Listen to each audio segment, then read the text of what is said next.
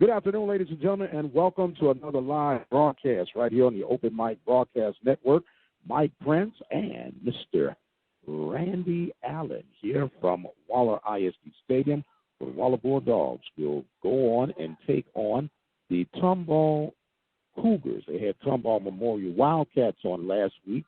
Bulldogs come from behind to win that game 41-31, and tonight will be an invasion of the Cougars in the red and white. Randy, how you doing this afternoon, sir? Doing great, Mike. I'm very, very happy that you're here with us tonight. It's been 2 weeks. Is that right? 2 weeks? No, it's not been 2 weeks, man.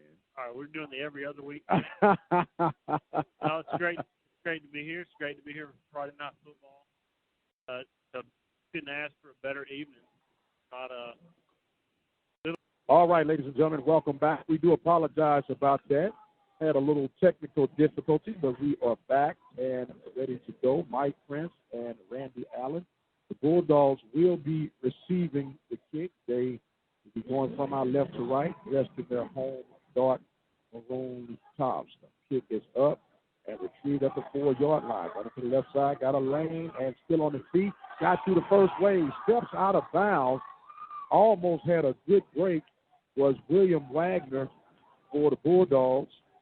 And they will start off in very good territory, Randy, to start this contest off. Yeah, it's going to be really interesting to get it start here. Last week Ball is at the 38-yard line. Spread formation. Tyron Taylor spins to his right side, hits the corner, and he will pick up about 3 to 4 yards on his first touch of the night. Got a feeling that they're going to softball the Cougars tonight. Are going to get a pretty good dose of number 18, Tyron Taylor. Well, wouldn't you? Absolutely. Second down and 6 now for the Bulldogs. Taylor takes it, rides it. White running through the middle, cross the 50-yard line. He'll have a first down for the Bulldogs. Good gainer right there for Eric Wright. That's a good start for him. Gain is a little over 10. So it's first down and 10. The ball is from the 48-yard line of the Cougars. There's a play action and the pass to Wagner in the flats. He gets close to the 40-yard line. That will be a second down and short for the Bulldogs. I like the way the Bulldogs are really starting to utilize the rollout pass scheme. They did that last week against the Wildcats. Very successful. As Byron was able to complete 17. That's probably about as well as he's thrown the ball. Unleash that balanced attack that the Bulldogs are capable of. Second down and 3, a counter run. So it's going to be a keeper by Taylor. Taylor cuts across the 30, down inside the 25, inside the 20-yard line. A little hop, skip move for Taylor to pick up 24 yards on the run and a first down. That was beautiful, Mike. That little jump hop move right there to avoid that tackler, that was beautiful. Yes, and sir. He read that to perfection right there. That defensive end for the Cougars came right at him and chose to take Eric right there, and Byron read it beautifully and pulled it to the keeper. Great game right there. First down and 10. The ball is on the outside mark of the 20-yard line, so officially we say the 21-yard line. Eric Wright gets the keeper, runs straight down the middle, down to about the 12-yard line for close to another Bulldog first down. Yeah, good pickup, 8 yards right there for Eric Wright. The same play they had run previously. And a good choice by Tyron right there to give the ball to Eric Wright on that particular play. Chose to take Tyron on that play. So good read against Tyron. 9 minutes and 49 seconds. Red looks, Neal for the Bulldogs. The give is going to be a keeper this time to Tyron Taylor. He runs straight down the middle for a touchdown from 13 yards out. No doubt about it. The PAT is good. And 9 minutes and 40 seconds. Bulldogs go down the field, 6 plays. 6 plays. I was going to say 5. This is 6 plays and have a 7-point lead. Well, Randy, what do you think about that coming right off the bat? Well, a great opening drive for the Bulldogs. And said something about coming out and making a statement. Can't ask for anything much better than that, right? Statement has been made, notes are taken, and we'll see now how the Cougars will respond.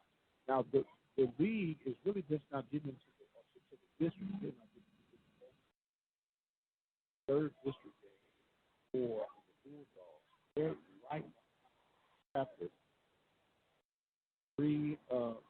This is game four, but you know, a lot of district players starting to shape, and the powers that we are starting to make their presence felt right now. Oh, just a big smash and kick put up on him. That was number 11, Blake Williamson. Down there and taking a hit. You got a chance to put something on somebody and say, they hit me, let me hit you guys.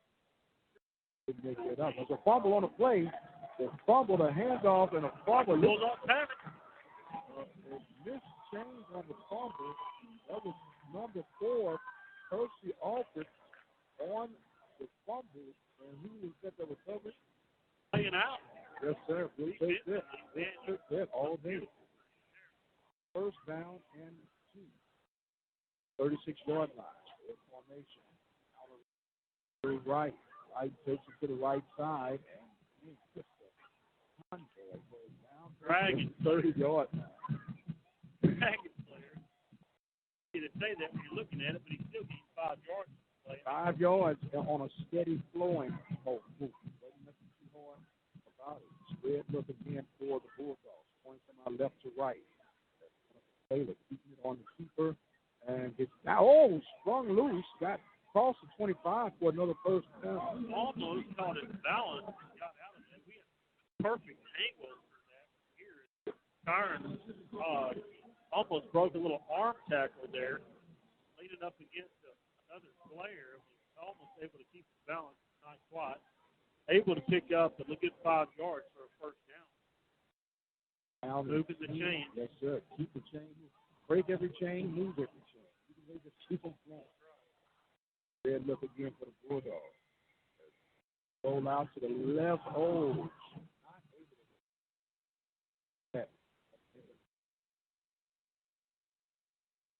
Play action, sprint out to the Tyrant's left right there. Good throw, just outside. A little bit past the fingertips. Will Wagner there. Wasn't able to haul that in. Quick hitter. I think try to expose that quick out. That speed out again tonight. So it looks like early on. Eto comes in.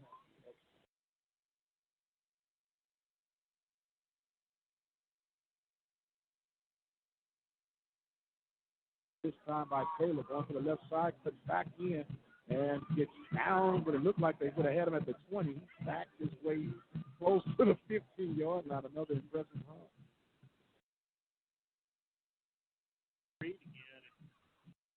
Defensive end, the right defensive end for the Cougars is really struggling. He's been fooled every time coming in trying to make a play. He's that heavy guess on the right hit. And that's good riddance right there for Tyron, and he's doing just a great job of reading that kid coming straight out. No doubt about it. It's going to be second down, and we'll call it 4. Third down. Just now is to right running ball to the right side. It's just a slow, steady pace for these Bulldogs. Bringing us for them a little short, but you got to like the tempo. Not at him. I mean, you can't add him.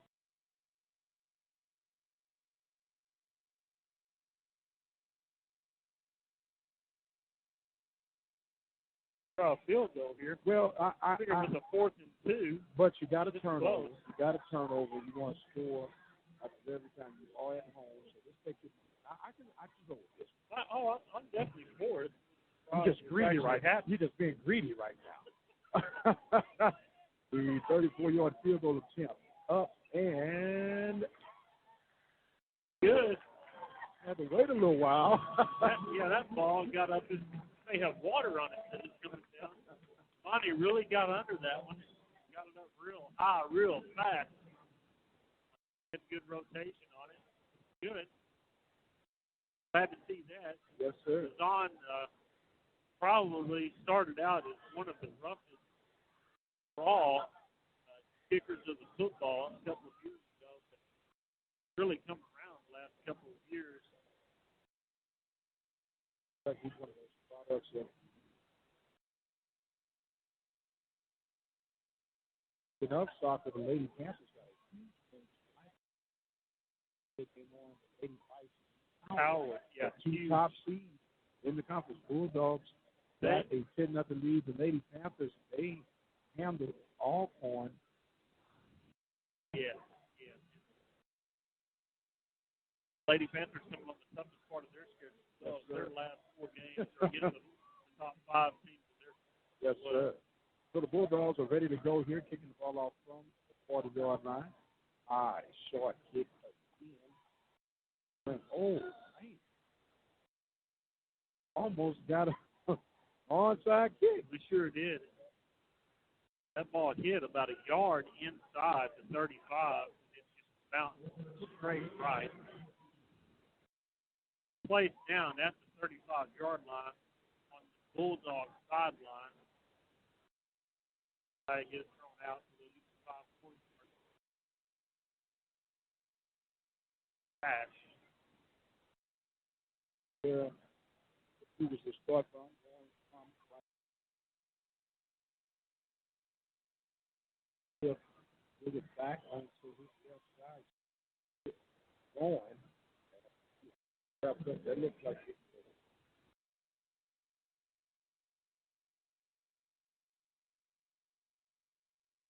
Number 20, my eyes just Jacob Jenkins, forgive me. Picks up a yard. No huddle off there. There's a bit this time to Percy. Percy swinging to the right side. He's got a blocker, and he gets down close to the 40-yard line, and Alfred is able to pick up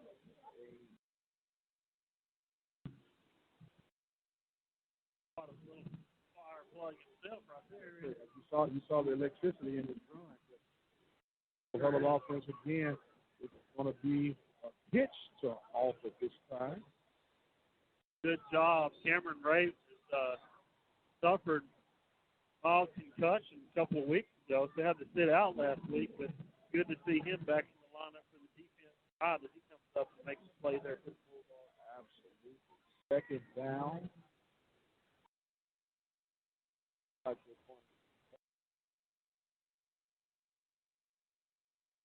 I'm not real sure what they're discussing. Like they're talking about illegal participation. Yeah.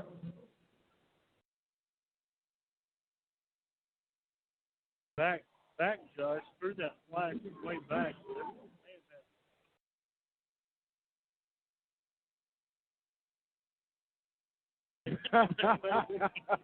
First, it's going to be, first down now.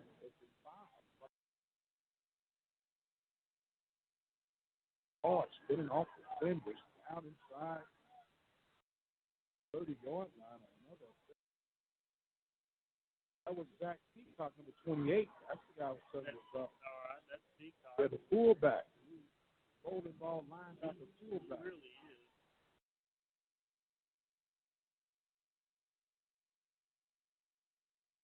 Up top. Oh, almost intercepted. That ball was intended for Harrison him. Almost stretching out tall enough to pick that off. If it's just the top of his fingertips. Right back to the line of scrimmage. Yes, sir. They're not wasting any time. 5:57 left. There's a little pitch out to Alford, getting to the corner and getting down low. Fireflood, he bounced really around. is. He picks up a couple of yards. That's Wes Geigley. Playing outside linebacker coming up from the JV. Getting out wide right there, chasing him down. There he goes. It's no huddle. Trying to wear down the Bulldogs. 5:35 now here. First quarter.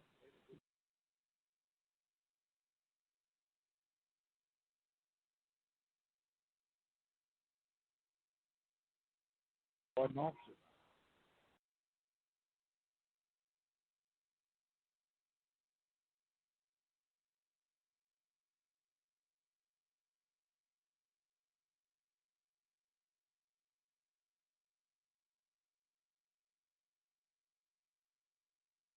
Faking that handoff and just coming up and throwing it. Feed out, completion right there.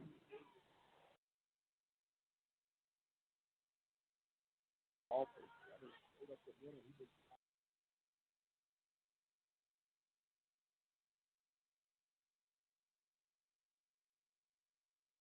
West Guy.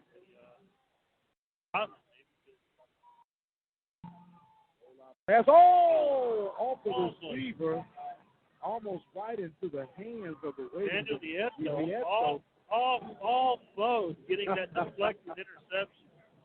Wow. That's when the quarterback put a little steam on that ball. Yes, he did. Maybe. Not surprised it went through the offensive player's hands. It was thrown so hard. Third down and 6 now. Another swing out pass, and this was complete on the far side. And making the tackle, that was Josiah. I'm sorry. Calling his down for making the tackle, not before he had enough yards. They get just inside the 5-yard line.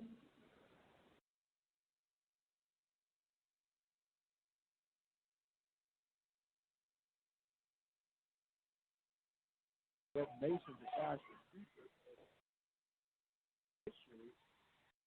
Feeling slow.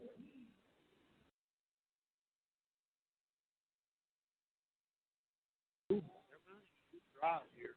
And they're exactly what the Bulldogs did last week.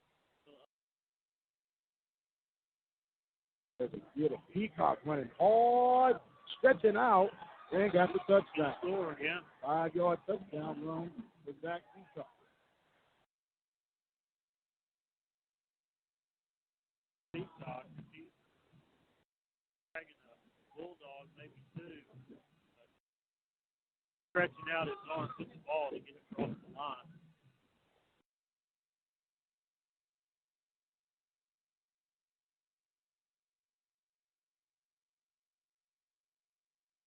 Yeah, I'm not sure how. That was Daniel Nieto.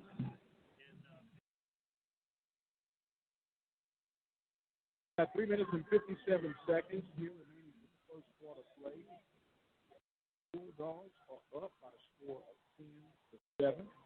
Cougars, however, have just responded after fumbling off their first play with a very aggressive 12.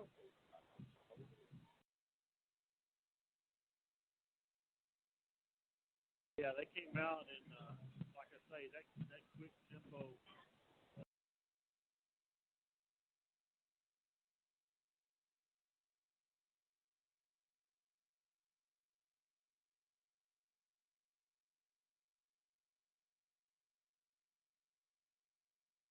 Fighting for real. One that really got to wrap up when you hit those guys. Now, they've been a little generous with Zach. They don't have the height. They got him at 210.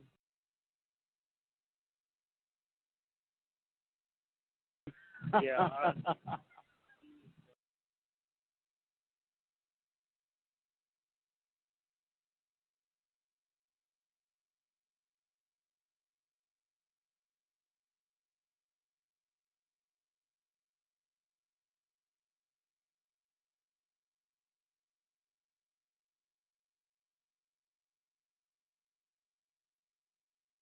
Pretty soft. Yeah, strong kick deep in the back of the end zone. Wagner will have no chance of hitting it out of the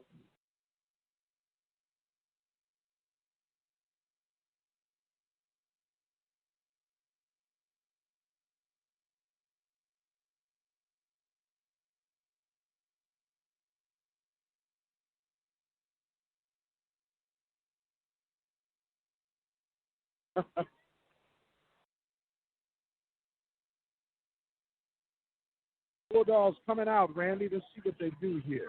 Say, want to do a little counter run maybe with Taylor.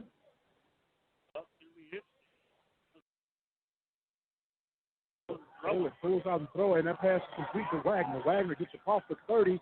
Run around still. Oh, he was still on his feet. A little premature whistle as he steps out of bounds. Wagner getting a little animated as he hops around for a Bulldog first down at the 36-yard line. Good 11-yard pickup right there. Good quick pass. I don't know if they realized how close that defender was. So you caught the ball, able to get away from him and get away from him. On first down. Bulldogs coming in right now, ready to try to keep their winning ways going. Red formation. There's going to be a give to Wright. Wright running through the middle. He gets it close to the 50-yard line. Good cut from Eric right there. It has both tackle pulling up the hole, and Eric kind of cut it back a good seam right back up the middle of the field.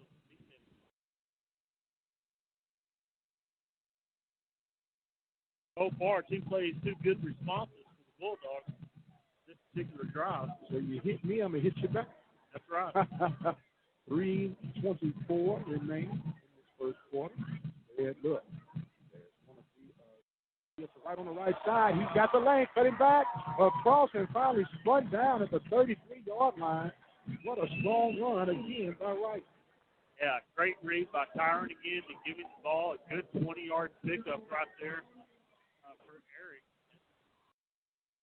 Ron is really doing a good job of opening up the hole.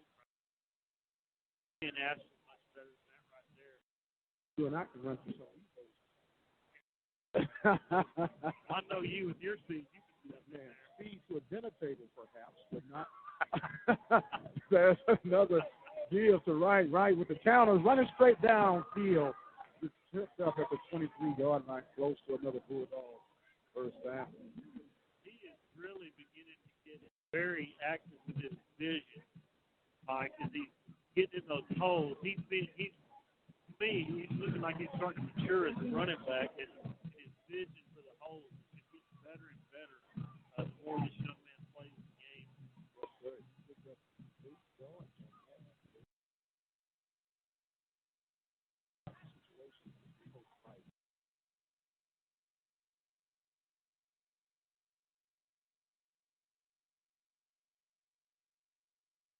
Uh-oh. Myron Taylor almost looked like he was spun around backfield, and he finally spun around up for close to a first he down. actually fumbled the handoff in that play. The Cougar Tiger rolls right over the top of the ball and doesn't even see it. And Tyron reaches down to pick it up and goes the opposite direction.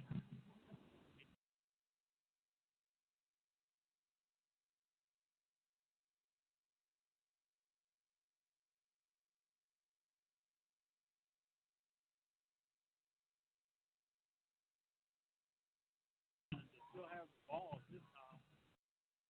That was really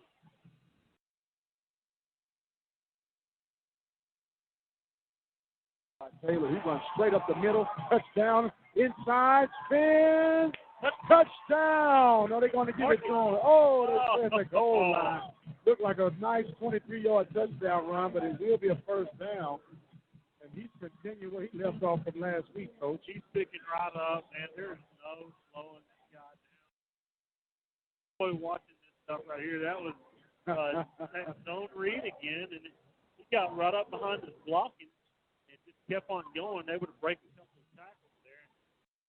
His knee must have gone down before he was able to stretch that ball across there because he really looked like he got in there. Wide backfield now. Tyron Taylor keeps it, comes to the left side. That's touchdown, but we're going to have a penalty far side of the field.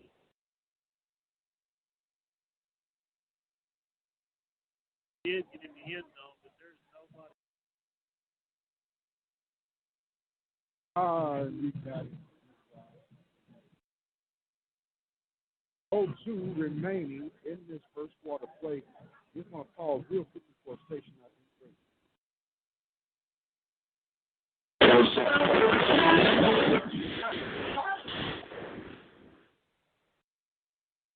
Right, here we go. My broadcast network.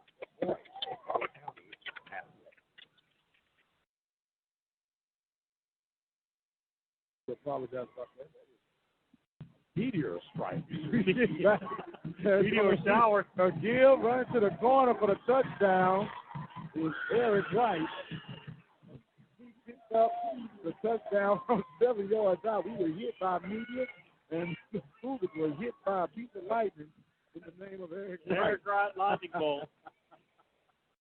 Eric taking that right, cuts that all the way across the formation. As he cuts it to the left, it goes into the point team goes on to the kick, falls up and right through the upright. Right through the Right. Right. Down the middle. Right. No, right through the upright is good. I was just playing off the right. So with 56 seconds, 56 ticks on the clock, the Bulldogs extend their lead by 10, up by the score of 17-7. This is Mike Prince and Mr. Randy Allen. Had a little too hot for Randy right there. We can break right off.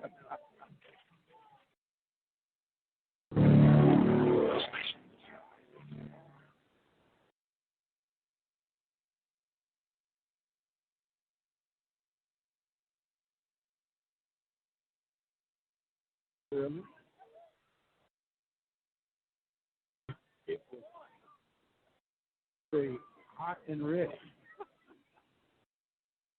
Okay. I hear you. I can hear you, but I can't hear you. Okay. You hear me loud, and can you hear me now? We get ready now. Bulldogs are lined up to kick off. Renee Salazar kicks the ball high and right to the 27-yard line as number 11. With the Tomball Cougars, Blake Williamson takes the ball all the way across. Blake would have done better taking a fair catch where he was. I think he would have gained a yard, maybe.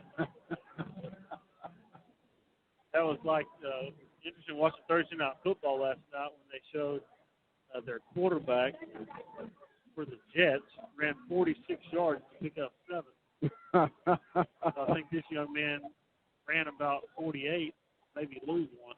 Yes, sir. They're going to all just kind of got away for a second. They're going to start at the 29-yard line this time.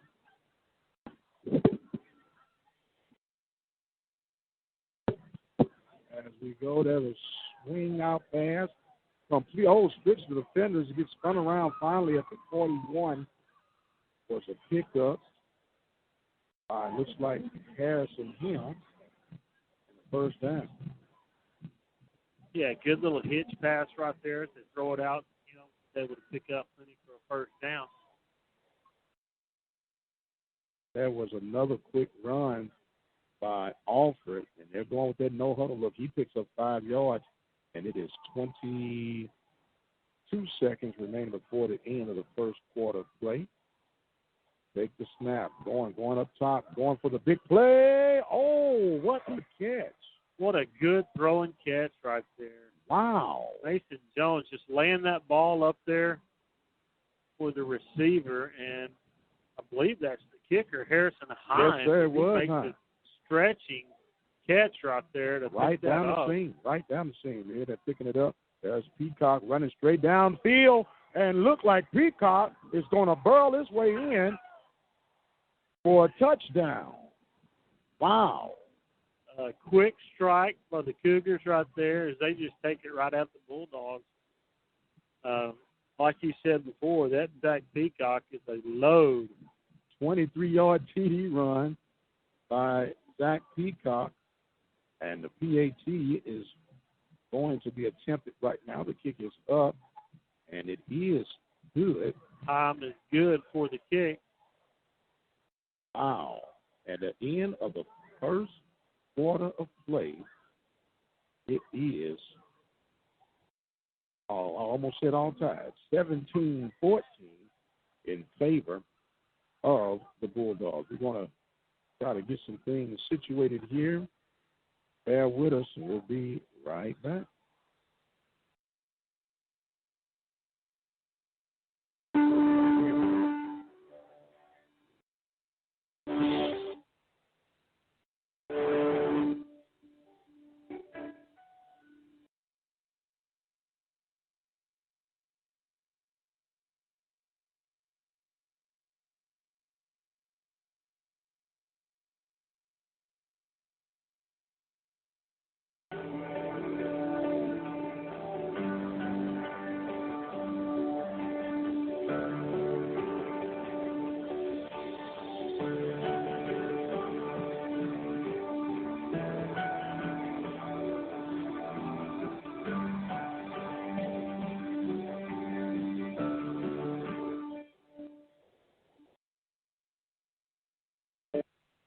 All right, ladies and gentlemen, welcome back. We do apologize about that.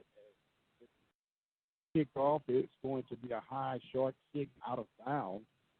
And we'll start this second quarter off with the Bulldogs in pretty good position, Randy. Yeah, I don't think that was exactly the way the Tomball Cougars had drawn up that kick right there as Harrison Heim kicked that ball out right at the 30-yard line. So looks like the Bulldogs are going to start at the 35 and have good field position to start off the second quarter.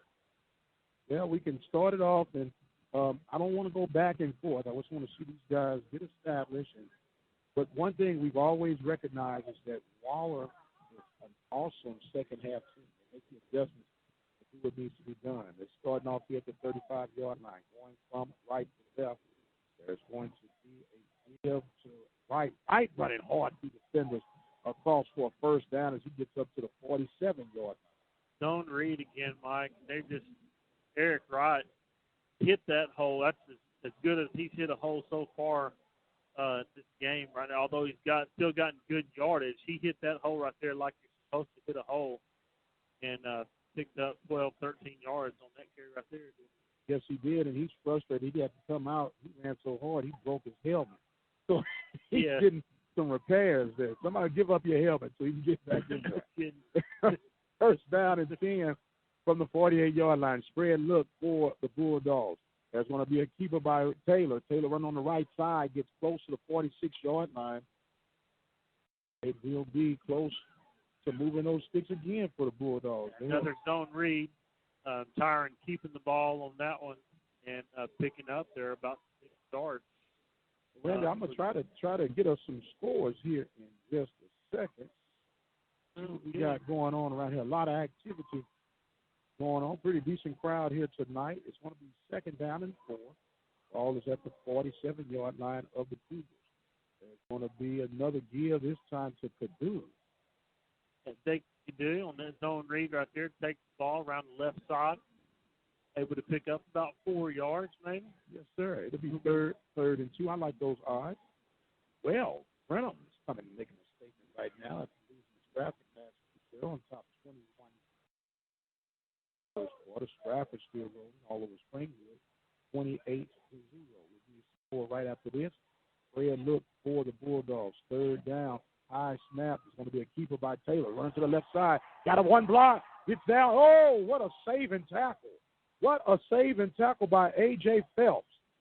Yeah, that's nothing but arm strength right there. As he's able to grab the shoulder of Tyron, he just grabbed a handful of jersey right there, but his fingers got wrenched on that right there. Yes, buddy. That's one of them jokers where you look like, where did this blistering come from? Yeah, almost ripped his hand off. But, I mean, good strength from that young man just to hold on to Tyron. Yes, sir. But a good, 15, 20-yard pickup for the Bulldogs.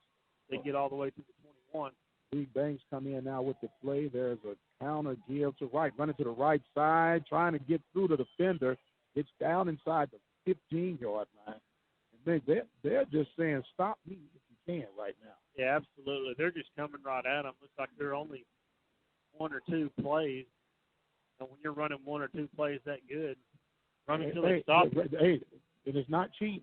That's right. And if it's not broken, don't try to fix it. That's right. There you go. Hopefully they'll stay with this motto, because right now, like you said, they haven't found a way to stop it.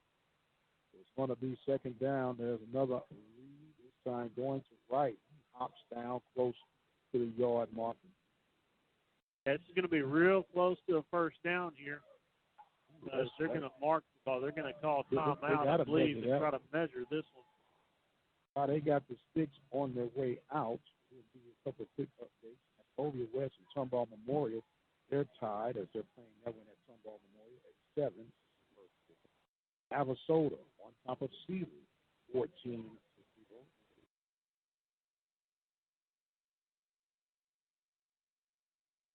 Brenham playing? Brenham was playing Magnolia. They're up 21-0. Yeah. Apple and Stafford. Check the other areas. Scoring to report as of yet. Our score here is 14. Waller on top as the measurement comes back. They're going to say it's short. Well, we know what this takes. Quarterback keeper, Taylor. Pick which side you want to run to, son, to the left or to the right. Just hold on to the ball. Right. Drop your head and pick up 6 inches. Man, we got a lovely assistant in here with us tonight. She's all peaked out.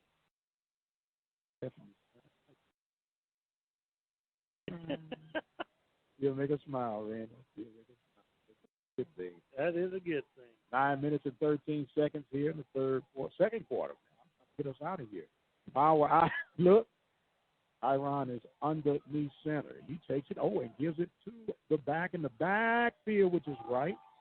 And that's going to be woo-wee. Did you see the continuation of Turned play? His helmet all the way around. And not a flag thrown. How do you turn somebody's helmet all the way around where he's looking out his ear hole and you don't get some kind of face mask? Literally looking out of his ear hole, ladies and gentlemen. Literally. That was we won't even call the names out. Well, I wasn't going to get it just yet. Well, you go ahead. We go. Oh, my. When it's first down, the ball's at the 7-yard line. Power eye look. There's going to be a key. Well, not a keeper, but that's Eric Wright. Eric Wright said, pull my face mask and see what happens. Yeah, that's a great job with the Bulldogs lining up right there and say, all right, here we come, stop it. Well, and, for that particular instance there, the Cougars did not have an answer. 8 minutes and 26 seconds. Randy's a little warm over here. I'm trying to figure out how that guy didn't throw a flag on that. Maybe he didn't see it. The kick is up, and the kick is good, and it is 24. I heard somebody say Stevie Wonder could have saw that one. So with that, well, I'm glad that we got some good, wholesome people in this booth with us tonight. We're going to take us a quick break. We'll be right back. Bulldogs on top, 24-14.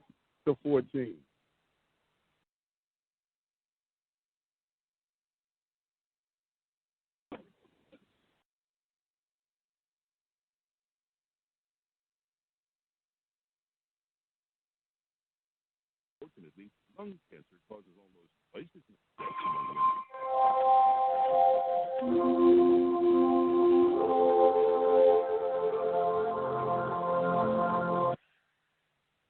All right, welcome back, ladies and gentlemen, as we are getting things set up. Bulldogs on top, 24-14. You calm down a little bit yet, Randy? I'm calmed down again. I'm going to be okay. I just want the best for my boys. I do hear you all the way on that one.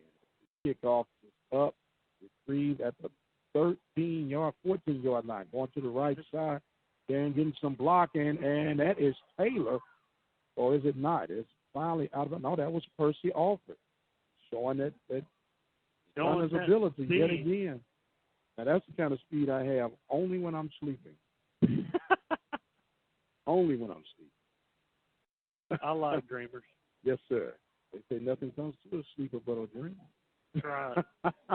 First down, they're going to say that Alford ran out of bounds at the 47-yard line. Good return there. He caught that ball probably about the 10 or 15.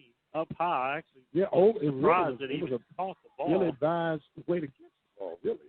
Really was unusual, but man, when you're athletic like that, you can make things happen. I guess so. He obviously is. So now they got the double pistol look. As there's going to be a get a Peacock to the left side, and he bangs down. He gets a couple yards, and them Bulldogs met up and say, let's get this big guy. A lot better job by the Bulldogs. And it looks like Bradley Zika is back in the game. I'm not real sure why he was sitting out earlier. Well, I got the little birdie tells me that he was late for a practice. They held him out of court. They held him out of court. Okay. Lesson learned. Second down and 8 now. There's going to be another gear, this time to Alford, trying to get to the right side. What a hold-on tackle by Ray. Was that Ray? That's Ray Simon. Ray Simon, my goodness.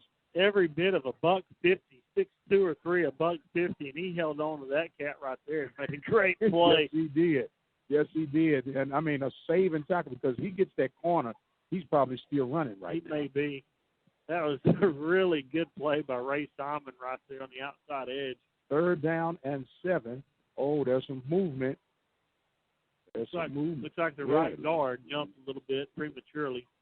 He didn't put his deodorant on? I don't think so. He said the right guard. They were pointing at him and saying, that's the guy that's the stinky fellow right there, huh? As it will go against. They were quick to point him out, that's for sure. It wasn't me, Coach. It was this guy right here. So a timeout is taken on the floor. I'm not sure not the floor, but on the field. I'm thinking basketball. Basketball season is right up on us here pretty soon, too. Man, it's hard to believe. NBA has already started. Man, it started, and it is all around. Randy, man, what a year this has been for us so far. I want to let you know I thoroughly appreciate you, man, being part of this family. All you guys, it's a labor of love for all of us. We're not superstars. Absolutely not. We're just a couple of old guys that enjoy giving back. We are. Well, in our sleep, hey, you got to sleep sometime, right? But it's just a great thing, man. It's a great part of the community. When the people walk around, they say, "Hey, man, we heard you guys. Listen to you guys." It's an awesome deal. We thank you all so much for your support. Well, I thank you for giving me the opportunity to come be a part of it. I'm really enjoying it. Let's see if we can get a stop here. There's going to be a quarterback draw keeper. There's the Michaela Taylor that we was looking for earlier, and they kept him out for whatever reason. Maybe he missed practice. Maybe he did. I don't know. So it's going to be 4th down. He did pick up about 5 yards on that play. So it's going to be 4th down, and we'll call it, 6, 7 yards? Yeah, I would say 7. So Taylor hobbling out now. Yeah, he got in almost like a little wildcat formation, although he is slated as a quarterback. So looks like Mason will try to push kick this one, and he does almost block that time by the Bulldogs. John Phillips. That ball bounces around, and it will go out of bounds at the 17-yard line. Bulldogs now have an opportunity to create some separation, I like to call it, Randy. That's a good way to put it. I believe that's the first punt so far in the first half. And that would be right, my friend. You are on it tonight. So the Bulldogs finally doing a good job defensively and getting a stop. Had a little penalty that helped, but did you say penalty? I was trying to get out penalty, but we get ready to start this series for the Bulldogs. Tyron Taylor running right through the right side, shifted to his left, saw a lane open, and he picks up some more Bulldog positive yardage. Man, you don't miss a thing. Oh man, when you get 4 eyes, your hearing gets better. Good job for the Bulldogs coming out and going right back to that zone read. Is this not fun or what? Absolutely. And the weather's perfect. The weather's so perfect, good in here. And we're just having us a grand old time here at Walla ISD Stadium. Bulldogs on top 24-14. There's another rollout and a pass complete. Oh, wow, good play action rollout. And that's going to be a big game for the Bulldogs. Big game. Was that Wagner? Awesome, John. That's Daniel Nieto. Nieto. Awesome job by Tyron on the play action. And then getting outside, actually had a little room to run, but right before he crossed the line of scrimmage. He just stopped. Yeah, he knew exactly where he was and just stopped and made a good throw right there. And Nieto catch the ball in stride. Field presence. Field presence. And he had it right there. Young man is come a long way. Yes, he has. 42-yard line where they have the ball marked for the Bulldogs. There's going to be a gear this time to Purdue. And Purdue running. I believe that's Tyron. Eric. Yeah, that's Eric. Wow, man. I'm get my vision online here. See that long range vision? I got the short range. You got the long range, so I guess that's why we work out pretty good. Yes, sir. I believe so. 4 minutes and 55 seconds. Nieto does come in again, as I saw that one. He comes in. It'll be 2nd down and about 1.5 yards for the Bulldogs to get a first down. They're on top 24-14. This would be a big possession right here. A high snap. There's a deal to right running straight through. And my goodness, this man runs like he is angry at the world. Good run by Eric right there. like you said, lowering his head and really hitting that hole hard. It was a little bit more congested that time than it has been in the past, but he's able to break arm tackles without a problem and able to gain plenty of yardage to get the first down. They only needed roughly a long one, too. Yes, sir. The ball is right at the 44-yard line of the Cougars. Bulldogs going from right to left. There's another give. This time a keeper by Tyron Taylor. He's running straight up the middle, getting to the outside corner. He's going to score a touchdown. Looking, no flags. 44-yard touchdown run by Tyron Taylor. I don't see, there's nothing out there. And that zone read again. And, man, I'll tell you what, he's having a great night reading that zone read as he just faked that ball there to Eric Wright and kept it and hit that hole. And that's maybe about as fast as I've seen him run this year. He's got a deceptive type speed. He really does. The slow boogie is what we dug him a couple of years ago. And, man, once he gets out there, I don't think anybody's going to catch him. No, sir. The kick is up. And, man, this joker is on the roof, over the roof of the field house. The Bulldogs are pumped up tonight, Randy. What you been telling them? Well, I've been trying to get them fired up, get them to know that these are the four most important games of their season coming up right here. It's going to start right here. So, man, what a great response. Yes, sir. You know, they get Tomball to punt there, and offensively they just come out and shove it right down their throat. Right down the old keister. As Taylor scores from 44 yards out, another impressive drive for the Bulldogs, 83 yards in 6 plays. This is going to make the rest of the season, real exciting to come into. As yes, we talked about this part of their season, and each sir. game gets tougher and tougher. Next week they have Mag West. Next week Brenham, and then Stratford.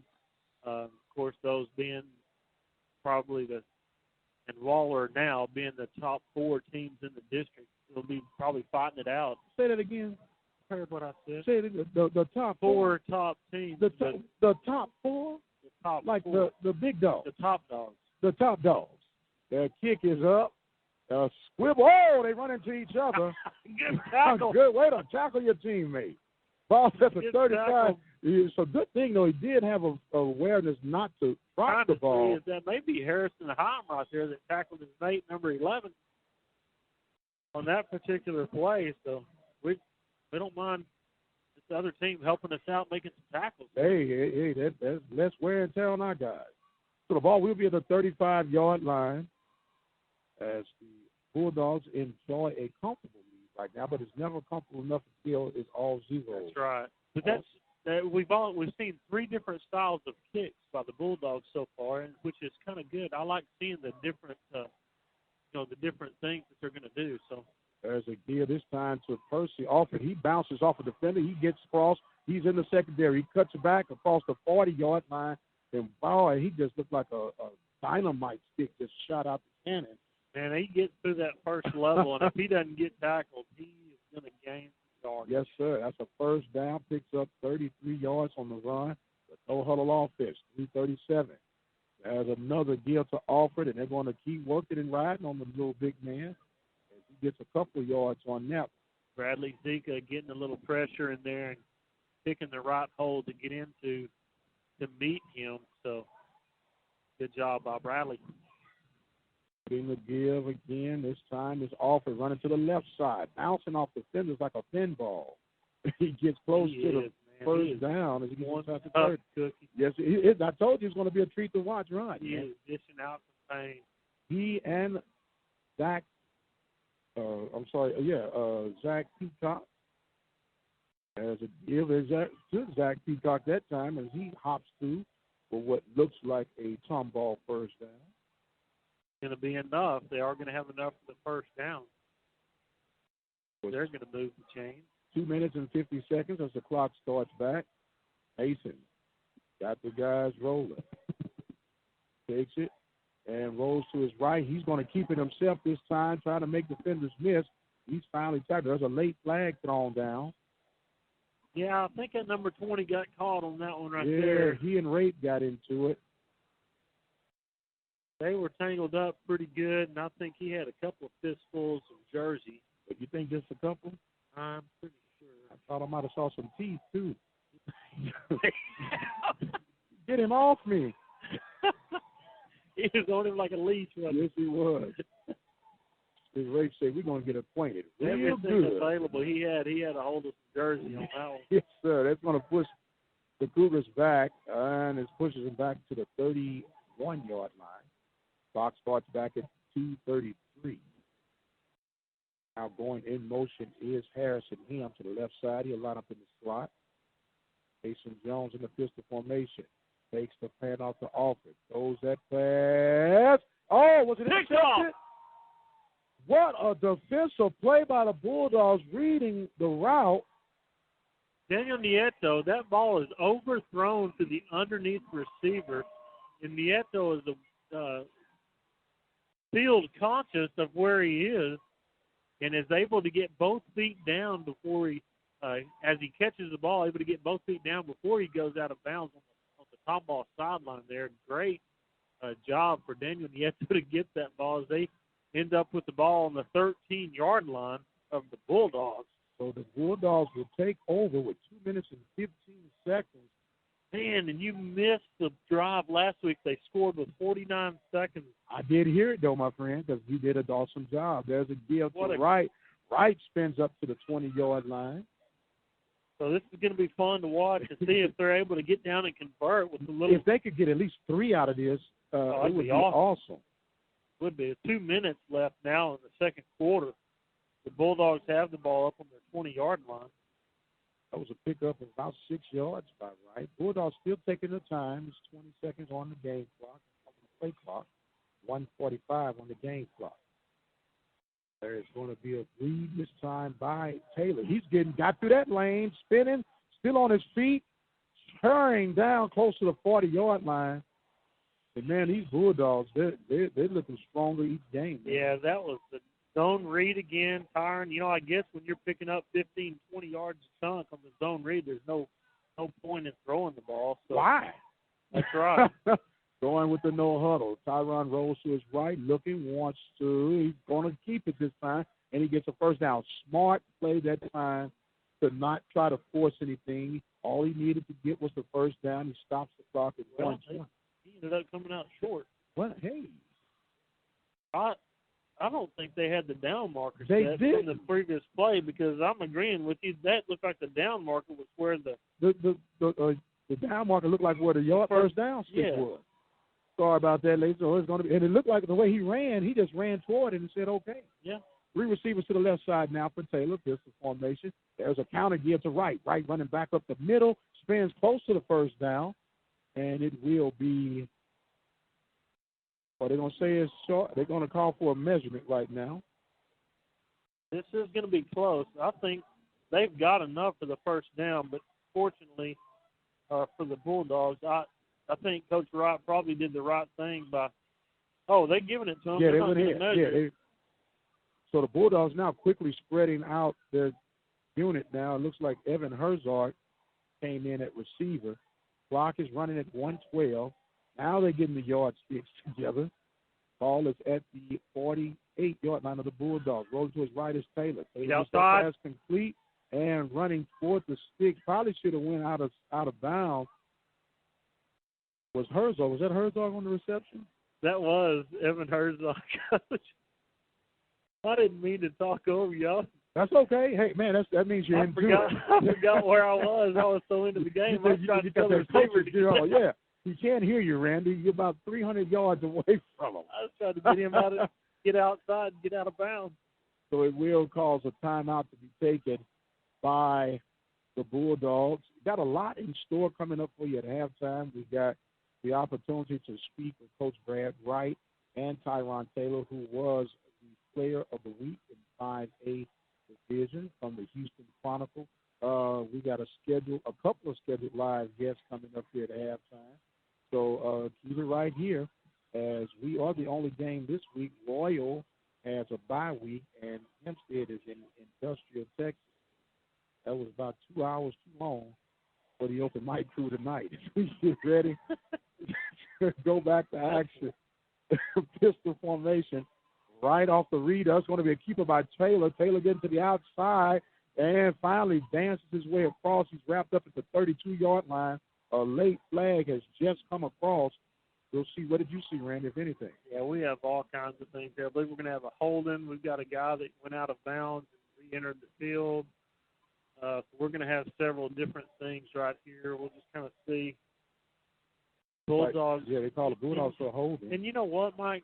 Previously on this play right now, when we were getting out of our zone down here, we had really some great downfield blocking by tight ends, by receivers, really manning up on their guy for Tyron to get yardage. Mm-hmm. So, Walker started back. He receivers to the right side. Taylor rolls to his right. He's spread. He wants to throw. That ball is thrown behind Will. I'm sorry, not Will Wright. That was Schroeder. It was incomplete.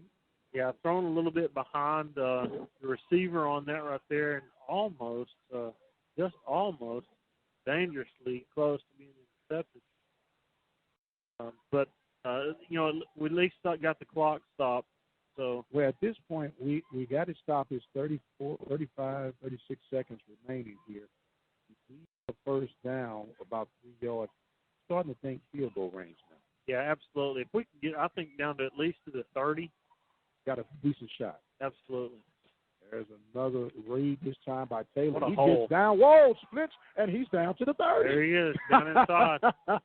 Man, that line, offensive line for the Bulldogs is doing a great job. Yes, sir. Justin Robinson, the senior, he's leading the charge for the Bulldogs. There's another timeout by Coach Wright. Good timeout call. Got Anthony Gonzalez leading the charge, opening up holes for these guys. And the discipline is back in Bulldog country. Yeah, you can definitely tell a difference the way these guys play and tell how well coached they are. So it's actually fun to watch. It's fun to watch. It's fun to call the games. Keeping the old throat a little hydrated. I tell you what, I'm really not that much of a talker, but these last couple of weeks kind of put me out there on that island. I've had to talk my way off of it. It's been pretty tough. Put them through the fire. All right, we get ready to play here. It's the 30-yard line. That's going to be a keeper by Taylor. He gets to the outside. Good block, smart play. He gets out at the 25-yard line as he kind of looks and shrugs at the defender, Ethan Smith, like, how dare you try to tackle? Yeah, it really is. It's fun. I can't express enough how good the offense is. Yes, sir. Tonight. Cole Gagley got around the end right there and sealed that end off so well that makes Tyron's job look so easy. Iron takes it this time, throws on the far side. That ball's complete. Got a receiver and almost inside the 5. Great rollout pass by Evan Taylor. Herzog on that reception breaks the tackle, gets all the way down the sideline for the Bulldogs, gets all the way to the 6-yard line. They're with 13-6 left in the quarter. They're going to have a chance to throw at it. See what they do. They're going to clear read by Tyron Taylor, and he slides in from 7 yards out for the touchdown. That offensive line again creating enough up there to just be able to run that zone read right there with time left. They believe that they do have one timeout left in this half, so they would have been able to call a timeout had he not gotten in there. But can't say enough for that offensive line and the holes they're opening up for this. The Dawn is on. Extra point attempt. It's up and good. That ball sails over the field house as well. So 8 seconds. 8 seconds left in the second quarter. The Bulldogs extend their lead, go up 38-14. Nobody happier in the house than the guy sitting next to me. I guarantee you that right now at this moment before we go to halftime. Good thing we're on radio. We're loving it. Randy, you're having too much fun tonight, man. My goodness. What's going on? God is too good. Oh, man. We don't deserve it. The No. fish right here, I have to tell you, it's a lot more fun than I thought it Yes, sir. Yes, sir. It's and it only gets better, my friend. It only gets better. would. It only gets better. Here at the bottom looking up, it can only get better. It can only get better is the case, as it is 8 seconds before we're at the half. How about that? 38-14, Bulldogs on top. How are you doing? I kicked a screen kick, I'm sorry, is picked up at the 21 and bobbled and getting through defenders, he run to doesn't the get right loose. side, Alford gets to the corner. He's still running. They got to stop this little big man, and he finally gets taken out of bounds at the 42-yard line. No time left, and the Bulldogs take a 38-14 lead at the halftime. No penalties as we get prepared here for our halftime report. We're going to take a quick break to get things situated. Bulldogs on top of the Cougars by the score of 38-14. Keep it where you got it, and we'll be right back. Listening to the Open Mic Broadcast Network, the voice of Wall County Athletics. We're taking a break from my live coverage right now, but we'll return shortly. Follow us on Twitter at OBN-Radio. Like our Facebook page, Open Mic Broadcast Network. Serving the community through faith and athletics. Open Mic Broadcast Network. Don't forget, you're all call away from listening to Wall County Sports Live from anywhere throughout the country. On your cell phone or your landline. That number is 724-444-7444. To listen to the Royal Falcons, the goal will be 134-280. The Waller Bulldogs and the Louisiana University Campus, their goal will be 46493. The Williams State Bobcats, their goal will be 135036. Remember that number is 724-444-7444. Or you can always visit our website at radio.com and listen online.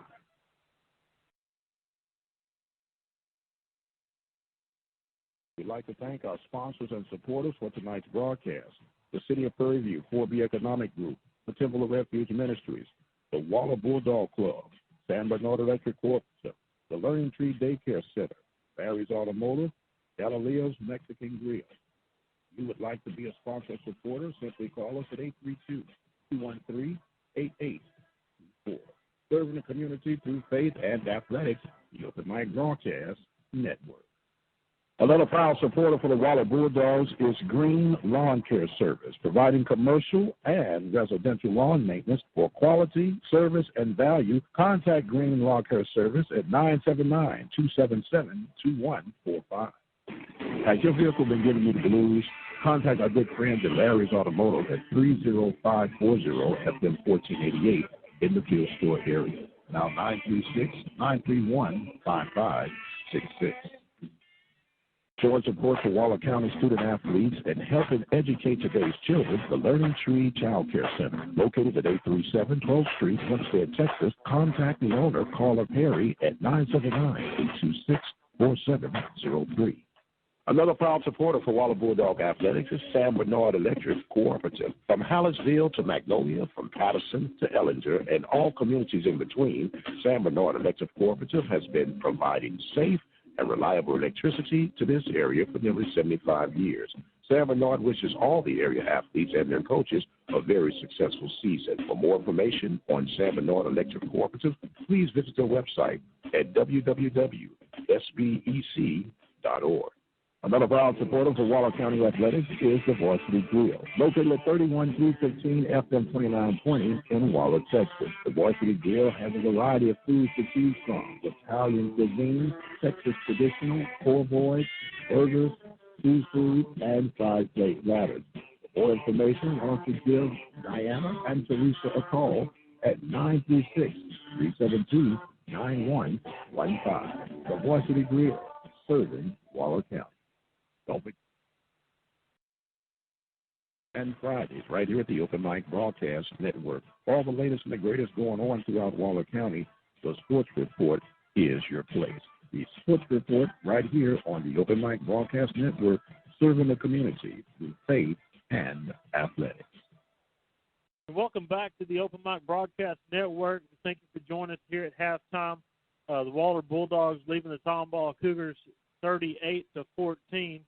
I'm joined here in the booth this evening with my good friend, Coach Doug Rush, who used to be a former head baseball coach here for the Waller Bulldogs, but had moved on to spring, was head coach over there, and has now been at Tomball for this is his fourth year at Tomball. So we're joined here tonight with Coach Doug Rush. And Coach Rush, glad you can come up here and join us for a few minutes. How you been doing? Doing great, Randy. Good to see you. I good to see you now. Well, I know. We really don't. You wouldn't know that we're as good as friends as we are, but, that's just the way it goes sometimes. That's the way life takes us, right? That's right. But, Coach, I just wanted to get you up here tonight and just get a little bit of reflection. Coach Rush, a little over a year ago now, won a state championship with the Tomball Cougars at the 5A level. And just reflect a little bit on that season and, just some of the excitement of seeing those kids be successful. And we know it is Tomball, but, we're trying to share the love a little bit, but just get a little reminiscent here about that year. Well, it was the greatest thing that ever happened professionally. We had a really talented ball club. And even more than that, they were kids that were full of character. It was a fantastic. Yeah, that's great to hear. It's always fun to be able to have kids that are willing to do what you ask of them and get out there and really work hard. If you could go back, is there any point during that season where you really felt like that things really looked that good, or did you feel like that from the beginning of that year that you kind of knew what you had and you knew kind of what that potential was? No, we had a really fantastic Tomball had ever gone, and take pressure on it. Did it so. It makes it all that much sweeter, doesn't it? Well, it does, yeah. And that is, believe it or not, there is a lot more pressure when that expectation and that level, that bar is set at that level. It does put a lot more pressure on you as a coach as well as the kids. Is there anything that you did different knowing that expectation was set, or is it pretty much kind of just doing the things that that got you? No, I didn't change much. A lot of talent that you did. A buddy of mine said, I wants to be state champion. Yeah, I was just worked real hard for that goal for a long time. Right.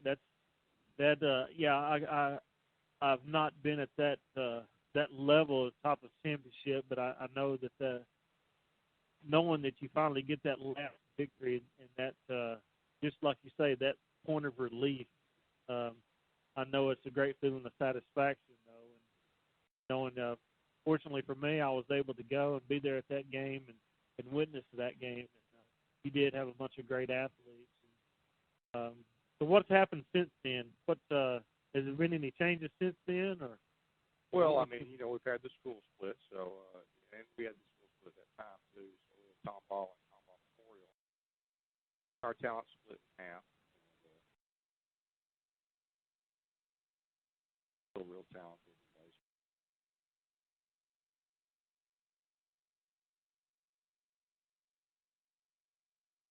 Kind of a little adjustment period for Tomball right now. Yep, sure is. Well, reminiscing back, let's go back about 30 years ago. Nah, let's don't. Let's just keep it right here in the now. That's well, probably the best thing. Yeah, let's do. we don't really want to go back there. But anyway, Coach Rush, I really am glad to have you up here and glad you're able to come by and stop by and see us. And appreciate you stopping in and visiting with us. If there's any one last word that you could say to anybody out there, what would that be? Well, I just want everybody to know I still have a deep respect for all of Phillips. He's still my all-time favorite coach. And Absolutely. And this guy sitting to my right here is responsible for actually me getting into Waller, Texas myself. So got a little effect for you too, buddy. Yep. So really appreciate you coming up. Really appreciate you coming in, stopping in and visiting with us for a minute. And we appreciate it. Thanks for having me, Randy. You betcha. Residential lawn maintenance for quality, service, and value. Contact Green Lawn Care Service at 979-277-2145. Has your vehicle been giving you the blues? Contact our good friends at Larry's Automotive at 30540-FM1488 in the Field Store area. Now 936-931-5566. Showing support for Waller County student athletes and helping educate today's children, the Learning Tree Child Care Center, located at 837 12th Street, Hempstead, Texas. Contact the owner, Carla Perry, at 979-826-4703. Another proud supporter for Waller Bulldog Athletics is Sam Bernard Electric Cooperative. From Hallettsville to Magnolia, from Patterson to Ellinger, and all communities in between, Sam Bernard Electric Cooperative has been providing safe and reliable electricity to this area for nearly 75 years. Sam Bernard wishes all the area athletes and their coaches a very successful season. For more information on Sam Bernard Electric Cooperative, please visit the website at www.sbec.org. Another proud supporter for Waller County Athletics is the Varsity Grill, located at 31315 FM 2920 in Waller, Texas. The Varsity Grill has a variety of foods to choose from: Italian cuisine, Texas traditional, poor boys, burgers, seafood, and fried steak. For more information, why don't you give Diana and Teresa a call at 936-372-9115. The Varsity Grill, serving Waller County. Don't forget to listen to the Sports Report Mondays and Fridays right here at the Open Mic Broadcast Network. All the latest and the greatest going on throughout Waller County, the Sports Report is your place. The Sports Report right here on the Open Mic Broadcast Network, serving the community through faith and athletics.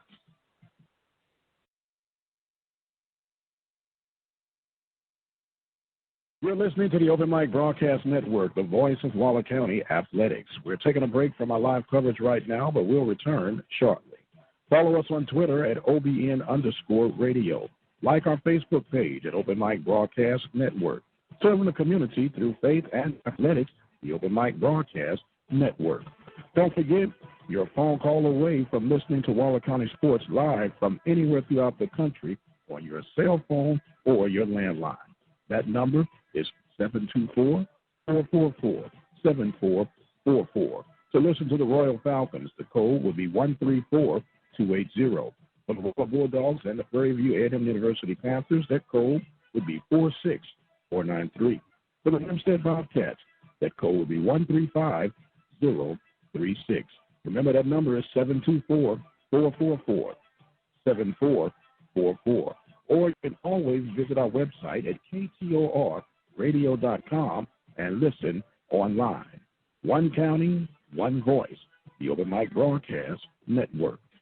We'd like to thank our sponsors and supporters for tonight's broadcast: the City of Prairie View, 4B Economic Group, the Temple of Refuge Ministries, the Waller Bulldog Club, San Bernard Electric Cooperative, the Learning Tree Daycare Center, Larry's Automotive, Galileo's Mexican Grill. You would like to be a sponsor or supporter, simply call us at 832-213-8824. Serving the community through faith and athletics, the Open Mic Broadcast Network. Another proud supporter for the Waller Bulldogs is Green Lawn Care Service, providing commercial and residential lawn maintenance for quality, service, and value. Contact Green Lawn Care Service at 979-277-2145. Has your vehicle been giving you the blues? Contact our good friends at Larry's Automotive at 30540-FM1488 in the Field Store area. Now 936-931-5566. Showing support for Waller County student athletes and helping educate today's children, the Learning Tree Child Care Center, located at 837 12th Street, Hempstead, Texas. Contact the owner, Carla Perry, at 979-826-4703. Another proud supporter for Waller Bulldog Athletics is San Bernard Electric Cooperative. From Hallettsville to Magnolia, from Patterson to Ellinger, and all communities in between, San Bernard Electric Cooperative has been providing safe and reliable electricity to this area for nearly 75 years. San Bernard wishes all the area athletes and their coaches a very successful season. For more information on San Bernard Electric Cooperative, please visit their website at www.sbec.org. Another proud supporter for Waller County Athletics is the Varsity Grill, located at 31315 FM 2920 in Waller, Texas. The Varsity Grill has a variety of foods to choose from: Italian cuisine, Texas traditional, poor boys, burgers, seafood, and fried plate platters. For more information, why don't you give Diana and Teresa a call at 936-372-9115. The Varsity Grill, serving Waller County. Don't forget, you can listen to the Sports Report Mondays and Fridays right here at the Open Mic Broadcast Network. All the latest and the greatest going on throughout Waller County, the Sports Report is your place. The Sports Report right here on the Open Mic Broadcast Network, serving the community through faith and athletics.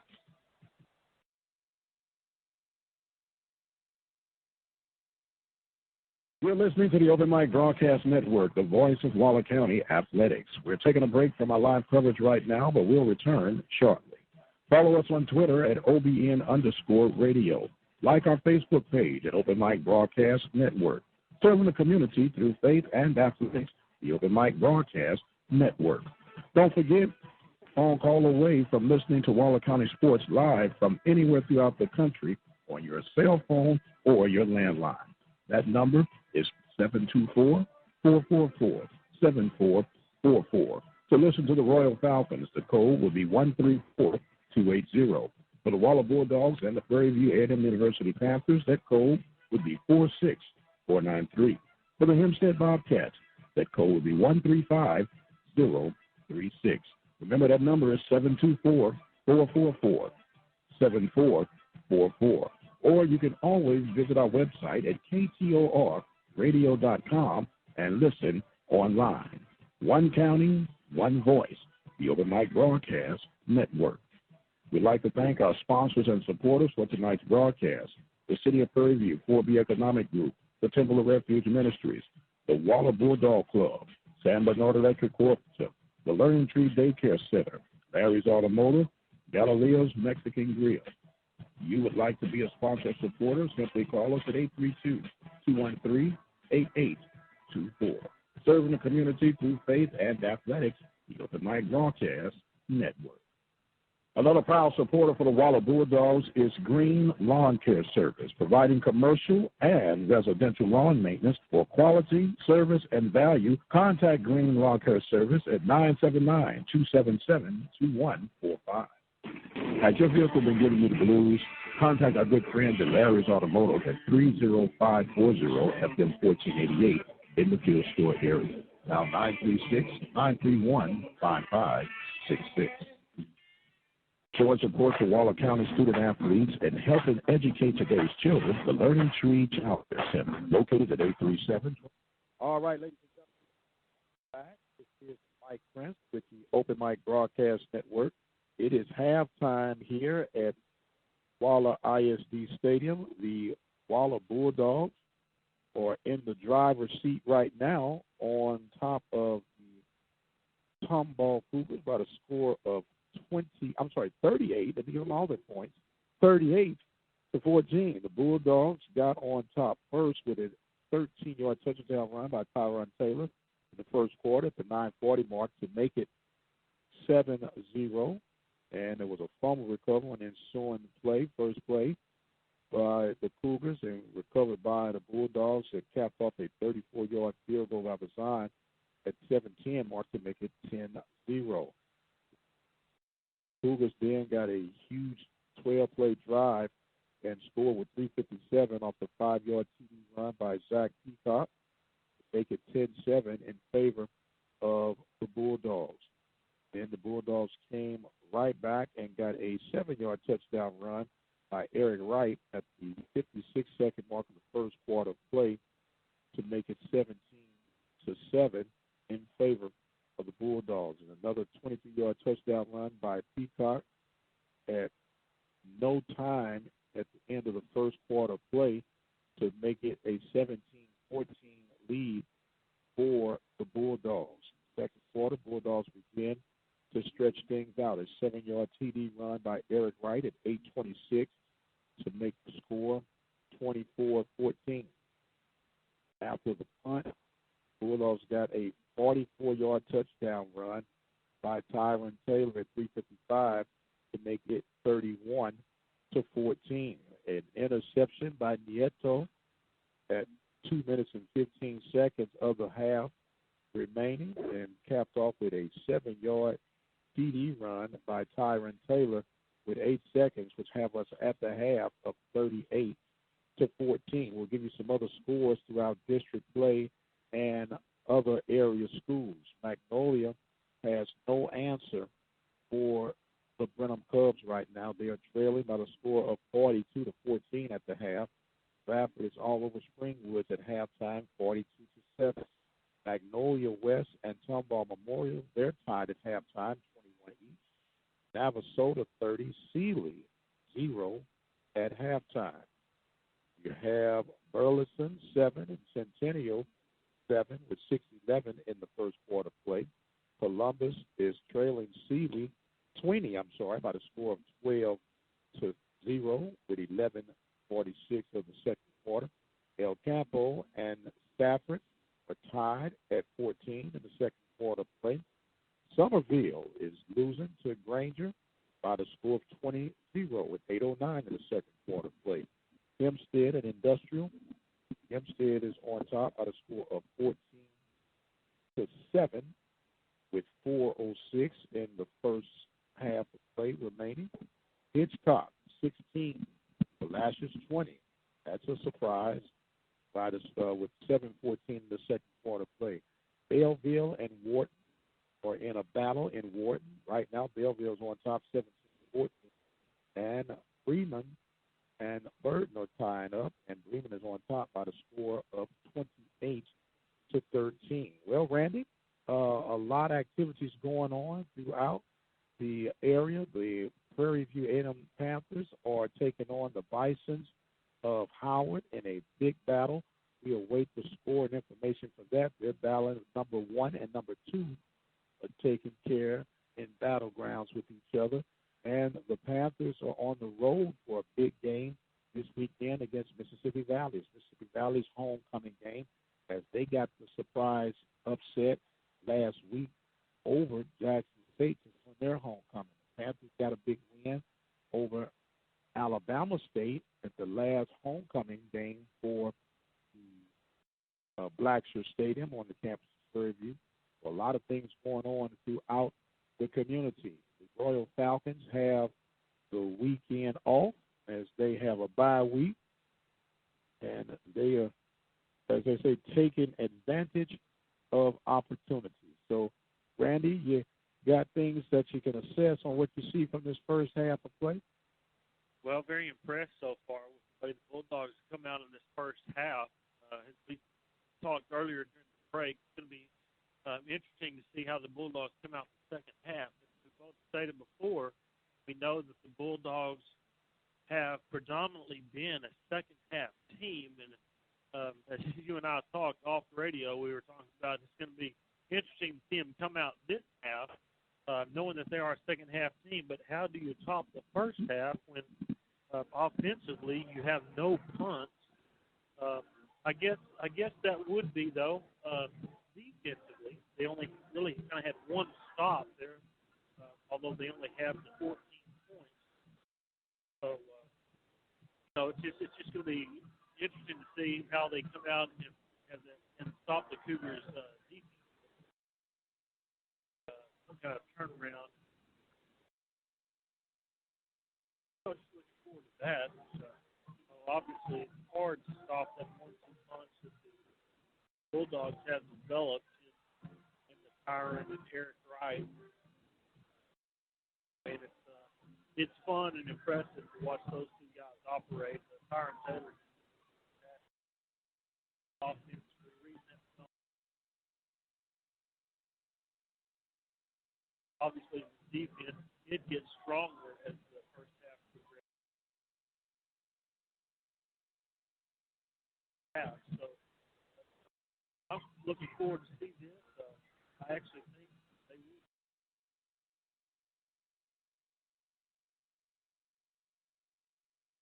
How this thing. Well, it's a lot. It's good. They got the band playing as they get ready. Nice little festive crowd, almost like a homecoming event with the activities they got going on. They're playing some patriotic songs. You probably hear in the background. That is just a good time to be in Waller County, man. Everything's going on. Bulldogs enjoying a comfortable week. You got to finish what you started. Up by 24 now.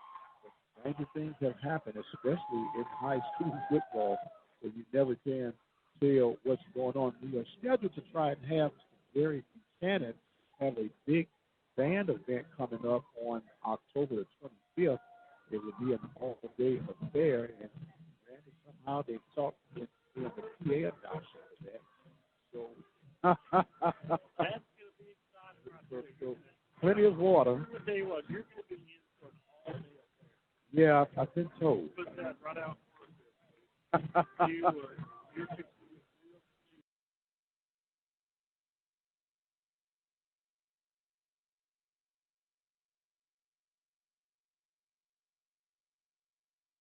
Man, this is a combination band right here. And both Gulch Junior High and Waller Junior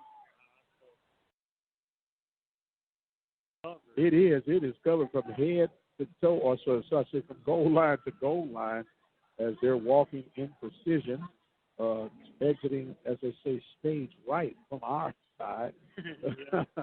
So they got things going on right now. Gotta say that impressed with the play of the Bulldogs in the first half, but even more impressed with the hard running of all four people I'm about to call off. You got Tyron Taylor, Eric Wright, of course, and Jack Peacock and Percy Austin. These four men have really, really run with purpose and passion tonight, and I'm looking forward to see how the second half unfolds. Yep. Right. Like you said, that Percy offered, and also Zach Peacock, man, those two young folks load and take down. They're so compactly built. Peacock by yourself. Low center of gravity. Hard, compact.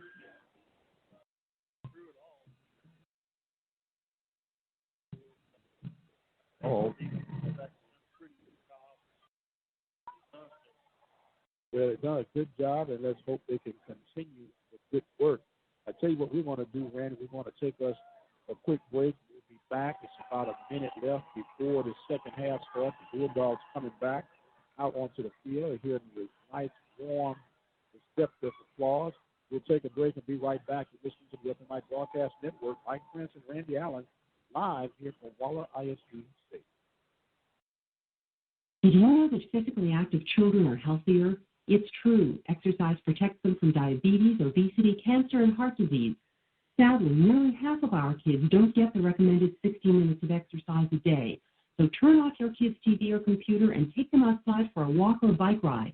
After all, what's more important than your child's health? To learn more about getting exercise into your child's life, visit the American Council on Exercise website at acefitness.org. That's acefitness.org. Are you looking for an affordable way to increase your business? Let the Open Mic Broadcast Network lead the way. For a customized, affordable ad campaign, call 832-213-8820.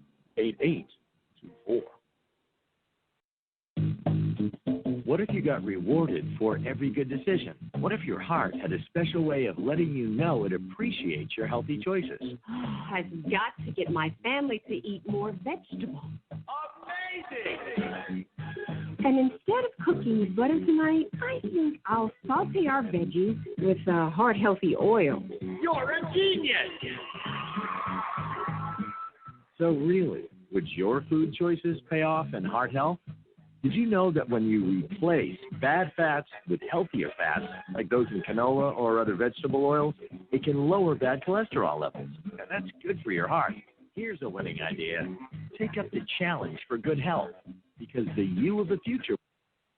All right, ladies and gentlemen, we do apologize about that. They got kicked right off, and what a big, hefty return it was for Tomball. Got the ball returned down inside the 20-yard line. What a big run that was. That looked like that was Blake Williamson. Was that Blake Williamson? Right up in the middle. Got free on that. Good speed, able to chase him down and stop him from scoring. So the ball's at the 16-yard line, reverse right now, and they're giving it back to Williamson, and he's going to be wrapped up at about the 15-yard line. Did he pick up anything on that? I believe we did pick up one on that. I think he tried a little reverse there. Fortunately, John Phillips was staying home on the other side, and he almost got injured, but fortunately he didn't. So they will give him a yard. The ball's at the 15-yard line. And the snap is a give. Oh, they're going to stop it. Illegal procedure there with the Tomball Cougars there is, I believe their receiver, the little slot receiver there, kind of jumped prematurely there. So we kind of got a little shout out there from Boyd Bailey. Good to see him. His son and my son are both stationed in the United States Navy in Hawaii. That's awesome. Not at the same base. Oh, okay. So. Ball's at the 20-yard line. There's a play action pulled out. Mason. Oh, what a hit. Oh, don't get the flag. And he just got the flag. A big hit. Colin Sims Davenport coming up, delivering a good, just a textbook tackle, but obviously had a couple of words to say as he got up. And, don't look like they were Boy Scout words. Yeah, just not a very smart move when you're, that's one play out of how many, and you got to come back and play another play. And I know you get excited when you get that one hit, but that's a lot of ball game to play. And to get that personal foul, give him a first down inside the 10, almost to the 7-yard line. So it's going to be first and goal for the Cougars. That's not a heads-up play. When you got your guys down, don't give them any spark of momentum. Ball's placed at the 7-yard line, double pistol formation, and there's a give to Peacock. Peacock scoots to the outside, and he's going to score. And I'm sorry, that was Percy Alford. Just like that. I'm sorry. Cougars get on the board. Like you say, they had both running backs in the backfield and gets off the right side. Good couple little blocks there by the Cougars as Percy's able to get to the outside and score with relative ease. Number 10, Harrison Hamm in for the extra point. High snap, but they get it down, and he shanks it to the left. It was a high snap. The holder tried to get the ball back down on the tee, but it all happened a little bit too fast, and the kick is pulled to the left. It's no good. Well, I guess that's some good to come out of that then, huh? Yeah, if you can get a positive out of that right there, that would be it. So. Well, the good positive would be now is that the Bulldogs come back and answer and respond exactly with the score themselves, or at least a long, sustaining drive and 3 at least. Let's get something. Because you don't want to give anybody a chance of thinking they got a chance when you go up with such a big lead at the half. That's right. Mike Prince and Randy Allen here live from Waller ISD Stadium. Friday Night Lights. Don't get no better than this, Randy. Sure does. It's a perfect night for football weather. Beautiful night. 10:47 left in the third quarter as the Cougars score. Takes the score to the Bulldogs 38, the Cougars 20. As both teams are on the field ready to receive the kick here. And like you say, you really don't want to give them any inkling of an idea that they're still in this. That's right. Game. Stay on the jugular. Stay on the that's jugular. That's right. So you hopefully okay, here we go. Onside. Smart play, but he can't get up there. A good play. That it looks like Danny Watto on the far side, maybe 23 for the Bulldogs. Number 23 is Rudy Mueller. That's who that was on the far side. He actually tried to call for a fair catch. The Tomball player actually out-jumped him to the ball, but it actually went through his hands and goes out of bounds. I believe that the Cougars were offside on the play, and I believe that the Bulldogs will decline the penalty. Great. They got great field position right now. Not going to get much better than 45 yards. So. I got 55 yards for pay dirt. That's right. I'll take those odds. I got Tyron Taylor and Eric Wright options. That's right. I'll take those odds.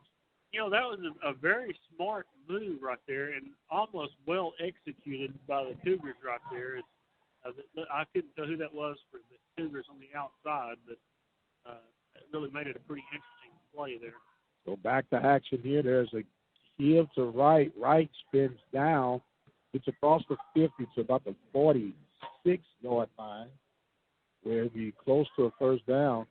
As once again the train just keeps moving. Yeah, the Bulldogs coming right back to the zone read there, and just letting Tyron and Eric do their stuff, letting Tyron read that, and make those decisions. He's done a great job so far. Why it shouldn't. If it's not broke, that's right. Fix it. A good gain of 7. There's another give to Wright. Wright running to the right side now. He gets down close to the 35-yard line. Yeah, good job. Zone read again, just going the opposite direction. And Eric getting the ball again, going over the right side, more than enough for the first down as he gets all the way to almost the 35-yard line of the Cougars. So good signs for the offense as they come in first 2 plays to pick up that almost 20 yards. So not a bad average. Not a bad average at all. Not a bad average. Ball's on the right hash mark. 2 receivers to the left side. There's another give to Wright. Wright running to the left side, trying to outrun the defender, and the defender makes a good grab. That was Joshua Bruto with the tackle, but not until Wright gets a first down. Yeah, great run by Eric. He got right up the middle. Huge hole to run through. He cuts it to his left, and number 3 with good speed, able to track him down and tackle Eric from behind, but not before another good large pickup there. What is that, 12, 14 yards almost? Yes, sir. So you take them odds all day. The ball's at the 23-yard line. 9:10 left in the third quarter. Little read, and there's going to be a keeper by Taylor. Taylor gets close to the 15-yard line, and they're just being methodical with their attack right now, Coach. Absolutely.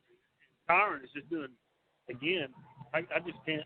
I think I keep saying the same thing over and over, but he's doing such a great job of reading the zone read and reading the defenders and just making good decisions.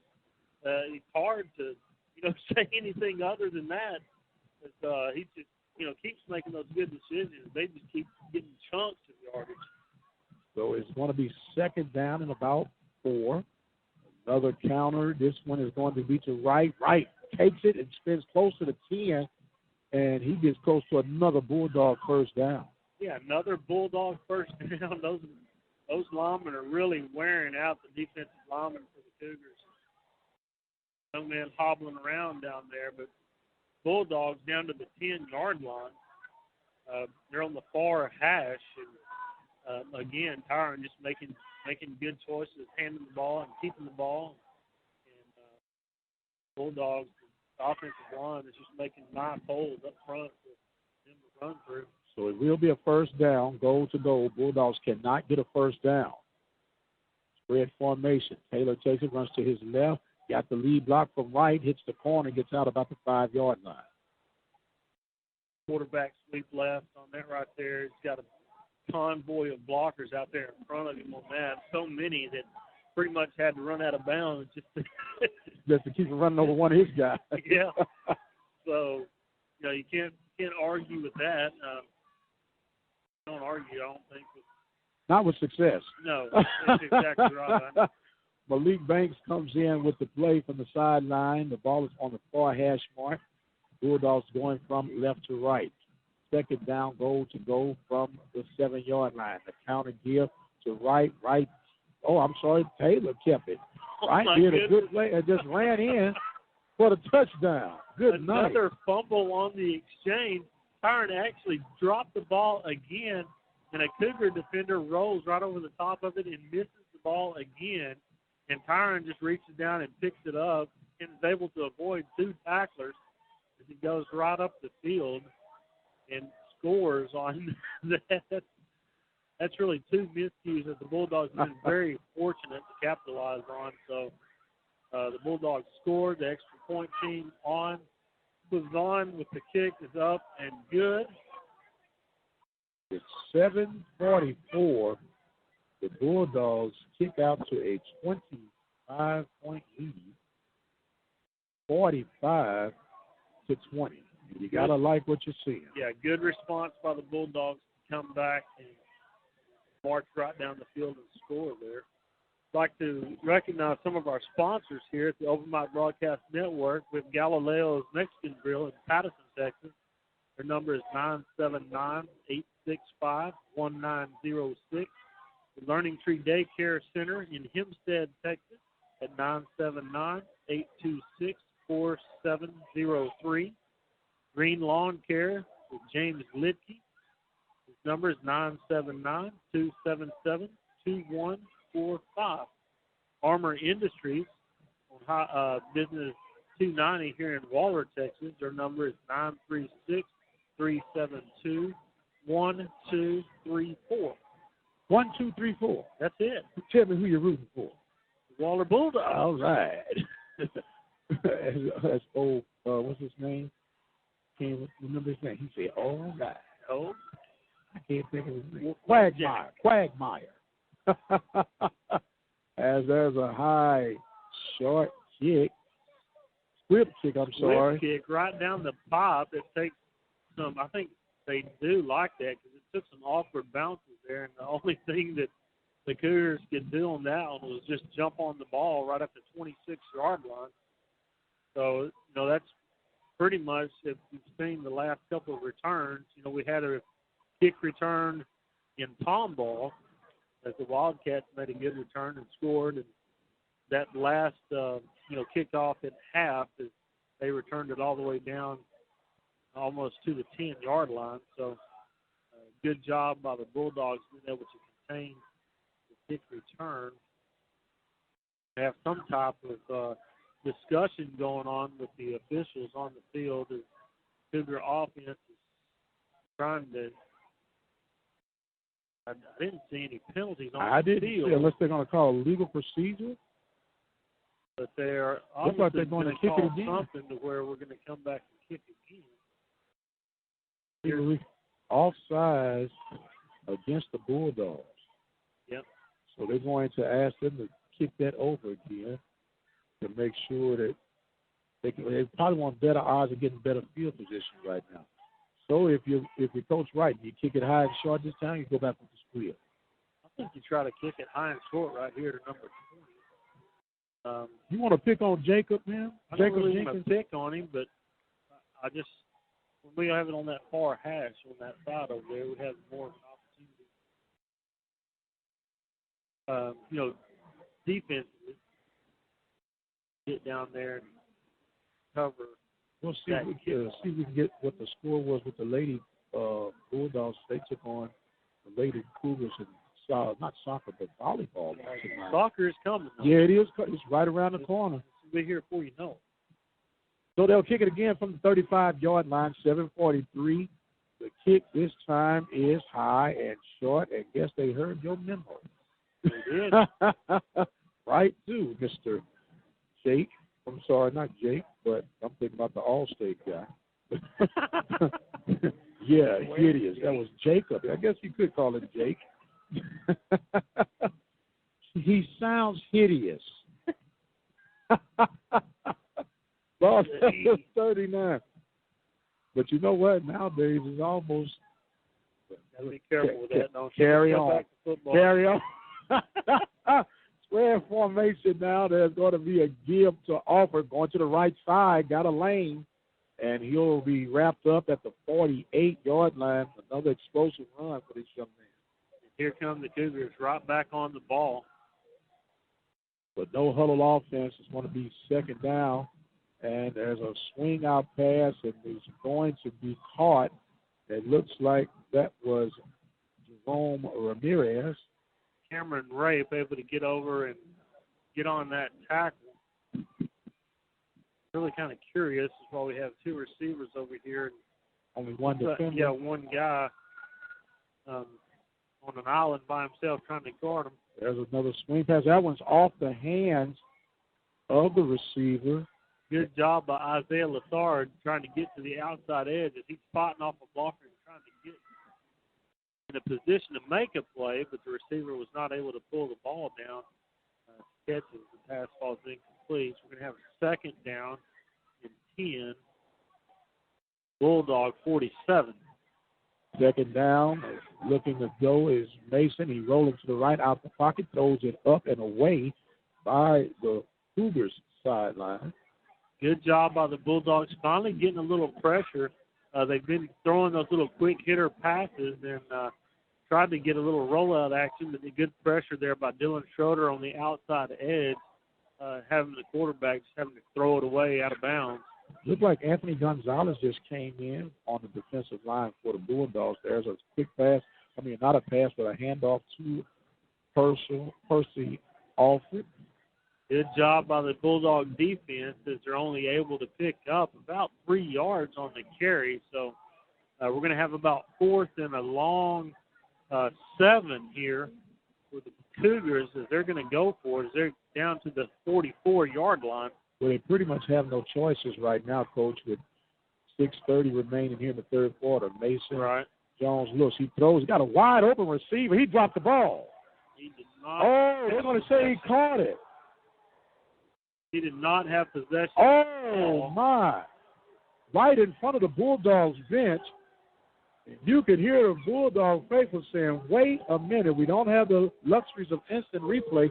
Now, you only need 1 foot in, but I wasn't looking at his feet. He didn't have control of that ball. No, he didn't, Mike. And the line judge was blocked out of bounds here by the sideline of the Bulldogs. So, meanwhile, Percy Alford runs down inside the 10-yard line, and he gets another explosive run and a Cougar first down. Well, they got a big break on that one. Yeah, unfortunate call there, but you still have to line up to play. Can't get so emotional that you lose focus on the job at hand. That's right. So now there's going to be a counter deal. This time it's a play-action pass. Oh, diving over. That would look like that was number 20, Jacob Jenkins. He got the pass as he was trying to get over the would-be tackler for the Bulldogs, and he gets down at the 1-yard line. Officially down at the 1, he's probably about the 1-inch line. There's no huddle seems to be the answer for the Cougars. Takes it and gives it to Percy Alford, and he skips in for the 1-yard touchdown run. I believe the Cougars are here going to line up and go for 2 as they're going to keep their offense on the field. With 5:51 left in the third quarter, it makes the score Waller 45, Tomball 26 as the Cougars are lining up. They have a diamond formation wide right. And quarterback draw right up the gut. It's going to be good for the 2-point conversion. So number 14, Mason Jones with the 2-point conversion for the Cougars. As with 5:51, that makes the score 45, Tomball 28. They had, on the previous possession, had missed their extra point. So here, going for the 2-point conversion. And, Mike, that puts a little more pressure with them. Yeah, it pressure does. on the offense to come back out and perform again is that makes it 45-28. And by no means is this game out of reach for the Cougars. No, not at all. Not at all. They've shown that they can move the ball, and so what the Bulldogs are going to have to do, you say the best defense is a strong offense. That's right. So, I like the fact that they're scoring. I like the fact that they're moving the ball up and down. Let's eat up some clock. Ideally, for me, depending on where this ball is going to be finally touched. I wouldn't be surprised if they didn't try another onside kick here. Well, they could try. Little busted quail play. Nice job. That's Josh Van Zant right in the center of the field, and he just gobbles that ball up. Gobble, gobble, gobble, gobble, gobble. And lays down on it. So the Bulldogs are going to start off in great field position as they're going to be at their own 49-yard line. So the old covey of quail onside kick there. Almost like a gander kick. Well. So the Bulldogs and Tyron Taylor come out. He has a spread pistol look. Takes it, and that's a slow development play. Keeper by right through the middle. He can get to the outside. He can score. He's at the 20. One defender to beat. Touchdown, Bulldogs! 51 yards on the run, and giddy up, baby. One play hitter. A one-hitter quitter. 5:36. Let the good times roll. 5:36 left. We're going to bump that score over the 50-point mark as Eric Wright busts the zone read. Another good read by Tyron Taylor as Eric breaks through one tackle, gets a good block from his tight end, and goes the distance. Bazan on for the point after touchdown, drills it right through the middle as he makes the score 52-28. Mike, I don't think we ran enough time off the clock. We didn't run enough time off the clock, but we got 7. We did get 7. Oh, man. We did get the 7. We got the 7. But I think that took it actually took 12 seconds. 12 seconds. 12 seconds. He's getting slow, man. We got to talk to him about that. I tell you, we're definitely going to have that talk. It's going to be very interesting right here to see what type of kick we get. I didn't even get a chance to send my Twitter out on the last score before I can put it up, so I just updated it now. If you want to keep up with us on Twitter, follow us at OBN_radio. Tweet. Are you tweeting over there, man? Twittering. You're tweeting. Tweet. Remember Rockin' Robin? Rocks in the treetop all night long. Rockin' in a row, just a singing song. All the little birds on Jaybird Street. Love to hear the robin go tweet. Rockin' Robin. Mike is rocking. We're having fun here at Waller ISD Stadium. We figured we didn't have a commercial spot, so we'd entertain you. There's a high short kick, and it's going to be out of bounds, so that's going to go against the Bulldogs.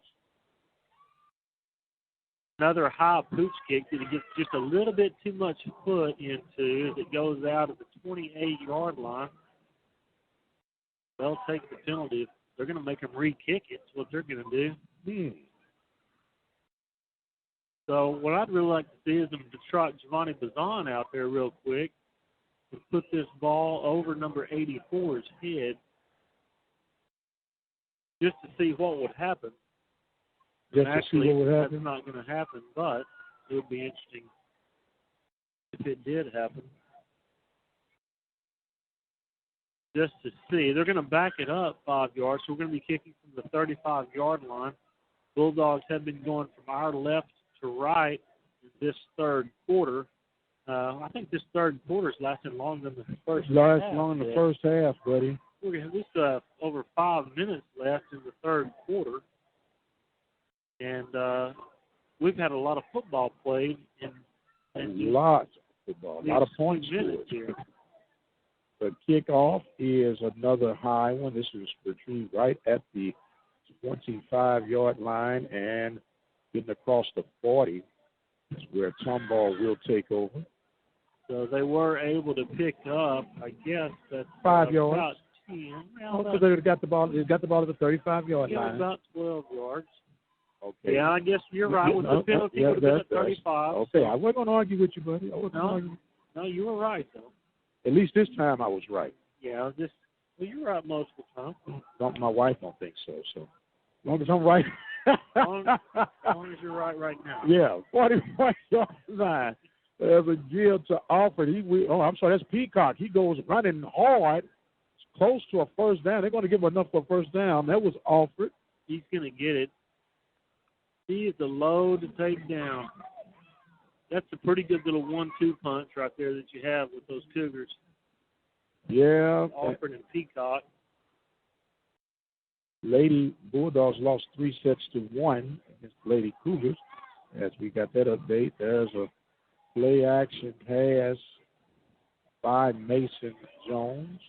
They have a nice little combination of plays right there. They run them so quick. They do that little play action. The quarterback does a really good job of hiding the ball when he doesn't hand it off. It's very deceptive. Speaking of deceptive, there is another give straight up the middle this time. Gets across the 40. Peacock on the carry. Cougars are going to have a 3rd and short here. So they're going to have a 3rd and 1 from their own 39-yard line. 3rd down and 1, 4:42 now remaining in the third quarter play. Roll out to the left side. Thorne and missed the receiver wide open. It was one of those where you had to make a decision. He actually had enough to run. Mason Jones did for the first down, but then he tried to hit the wide open receiver and run into his left, going back against his right. The body just not designed for that type of action. Yeah, you're right. I mean, that's a tough decision, like you said. I mean, he only has to pick up 1 yard for a first down, but then again, you look downfield, and there wasn't really a defender within 10 yards, so we can, like you say, throwing back across the body is just hard to do. So 4th down and 1, given to Big Zach Peacock running to the right side. It looked like that might have been a wise decision. Absolutely. He drug a defender past the first down yardage, fortunately for the Cougars, but he was able to get it by about half a yard, but it wasn't like he didn't earn that one. He earned it as a first down. The ball is at the 37-yard line of the Bulldogs. Cougars going from right to left from our vantage point. There's another keeper, this time a pitch out to Zach. And Zach is just running over first down to the 20 as a flag. Flag at the end of the play. It looks like we could have a possible face mask or something like that. Really wasn't a whole lot that was going on. They are going to call a face mask against the Bulldogs. Back on another 15 yards here, as they're going to call it a personal foul face mask. Hard to tell from our angle, but obviously by the outside linebacker Adam Croy, as he throws the ball, he goes a little bit too high for the receiver as he leaked out of the backfield, but incomplete pass. We have 3rd and goal from the 11-yard line.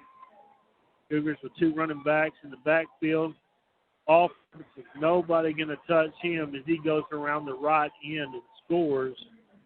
Percy Alford just on a little hand sweep action across the formation to the right as the Cougars score with 3:19 left the third quarter. The Cougars line up and go for 2 again. 2 running backs in the backfield, and ball is handed off there to Zach Peacock as he goes in almost untouched as well. So Cougars come back and respond, and for the first time this year, the Bulldogs are being kind of manhandled defensively in the second half. We're not used to seeing this. Cougars have scored now, was the 14 at half, right? Yes, sir. They've got 21 points that they've scored in 22 points. Is that right? 22? Yes, sir. They actually, it's 36 34. right now. They've actually scored 22 points. 22 points. Your math didn't let you down. In this quarter, which is unusual that you would see at a Bulldogs second half football game.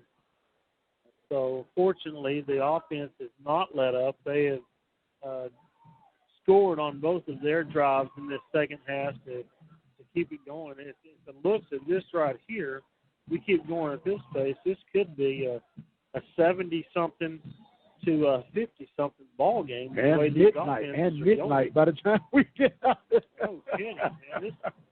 I'm not really sure if they're running the clock at all. It seems like well, that drive did start at 5:30. It got down to 3:19, so they ate up a little time, and the Bulldogs scored at 12 seconds. There's another high short kick has retreated to the 38-yard line, and finally down to 41 as the guys are running across like gladiators. Kind of another attempt at a top of onside kick, but Mitchell Smith there, number 30, able to catch it and be tackled right there pretty promptly as he caught the ball. But a good job of the Bulldog special teams kick return team. Now, I'm afraid to say where the ball is. Now, the yard marker is saying the 40, but then I'm looking at where the officials are standing there. Well, there was a flag on the far side of the field on the Tomball side, so obviously they're not marking that off yet, so I'm not real sure. I guess it was a declinable penalty, so we're ready to go here. Bulldogs take over at the 40-yard line, spread formation. There is a give to Wright. Wright cuts back across, making the defender miss. Get to the outside corner. He's at the 50, cuts across to the 40, down inside the 30, and finally slung out of bounds as he looked like he was trying to be tackled, and looks like a little heated exchange of words going on. Was that Chris Sanchez, number 30? That or either number 3, maybe Josiah Bro. Either way, it is a first down. It is a first down. A great pickup right there by the Bulldogs. Eric Wright getting around that corner there. It gave a pretty good stiff arm. Yes, sir. 31 yards. Grab his arm 31-yard stiff arm. He was. There's another counter. This time it's going to be a keeper by Tyron Taylor. Cuts back, makes the defender miss down inside the 25 to the 24-yard line. He almost lost that ball. Able to barely keep the ball pinned with his right hand to his right hip as he gets turned around. Fortunately for the Bulldogs, he does not lose it. But another good keeper as he's able to pick up a good 6 yards on that carry. It's going to be second down and 4, 2 minutes and 40 seconds remaining in the third quarter. 52-36 now is our score. The Bulldogs on top. There's going to be another gear to right, running to the right side, shredding through the defenders, down inside the 10, finally pushed out of bounds around the 6-yard line. And right now, Coach, I'm not trying to insinuate anything, but it looked like there's some extra grabs and pulls on right now as he's tackled well out of bounds.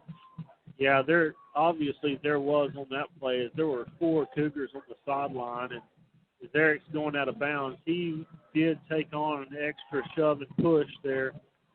He hobbles off right now. Hopefully he's okay.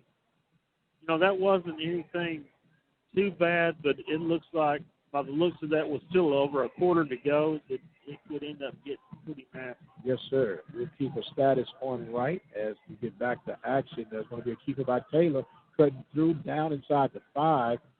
Here we go. There's some extra play right there. Wow.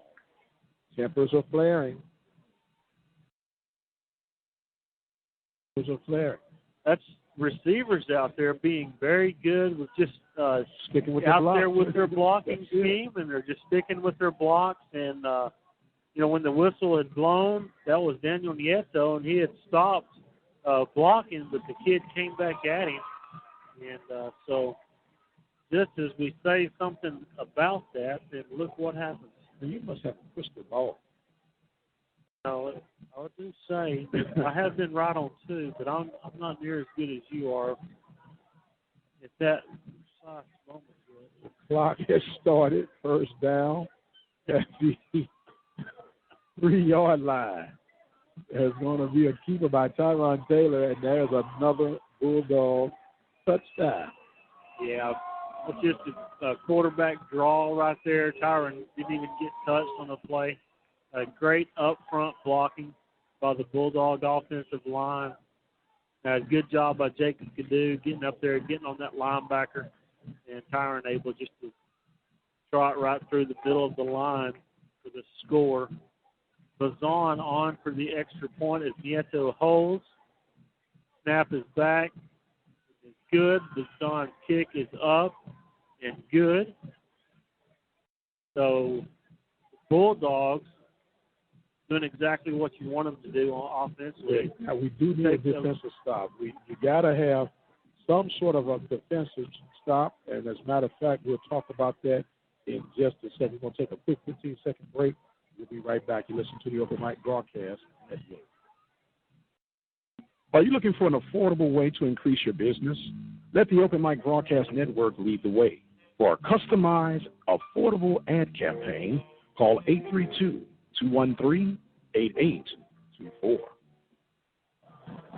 All right, welcome back here to Waller ISD Stadium. Mike Prince and Mr. Randy Allen. The Bulldogs 59, Cougars 36. I don't mind the Bulldogs scoring, but I want to see this defense kind of hold their necks a little bit and stop at least slow them down. Yeah, they can have to eat up some time. 153. We still got a whole quarter of football to play. From the looks of things, my friend, I might have to start turning my sheet over just to keep a tab on everything. You sure may. If it continues anything at all like this past. Kick is on the way, and it is retrieved at the 24-yard line, going to the corner, trying to make something happen. Was Blake Wilson. He has had a workout tonight. That was a good tackle. Staying at home was Adam Croy. It really was. Jones was a good fake right there. I just always expect Peacock to get the pass. Jones, yes, with a completed pass there to his right, throws that ball all the way out to Jake Quinn. Picks up. Cameron Rafe has got the ball and is dragging two players. They still can't take him down. There's a foul at the 25-yard line as the Bulldogs get a defensive stop just as if he could ask for it. Great job. Peacock was met at the line. I'm not really sure who that was that made that initial contact. But Cameron Rafe trying to scoop to the score with the ball. Able to drag a couple of defenders about 10 yards before he was finally taken down, I think, by the whole Cougar offensive team. And a lot of excitement on the field as the defense was able to get that stop just as you had called for it, Mike. So, I'm not a coach, but I slept at a Holiday Inn Express. You made a great call right there. The Bulldogs get the ball back. There's Purdue on the keeper. He goes straight through the middle, running hard with the fresh legs. A flag is thrown. Might be a face mask, but Purdue is down inside the 10-yard line. A big, strong run with the fresh running legs of Purdue. Great run. Zone read right there. Eric sitting out for a couple of plays here, trying to get his breath. But Jake Purdue stepping in right there. There was almost no difference in running there. Completely different body style, body frame. Yes, sir. One is long and lean, the other is a little short and squatty. Yes, sir. To the 7-yard line. 3 yards for the Cougars.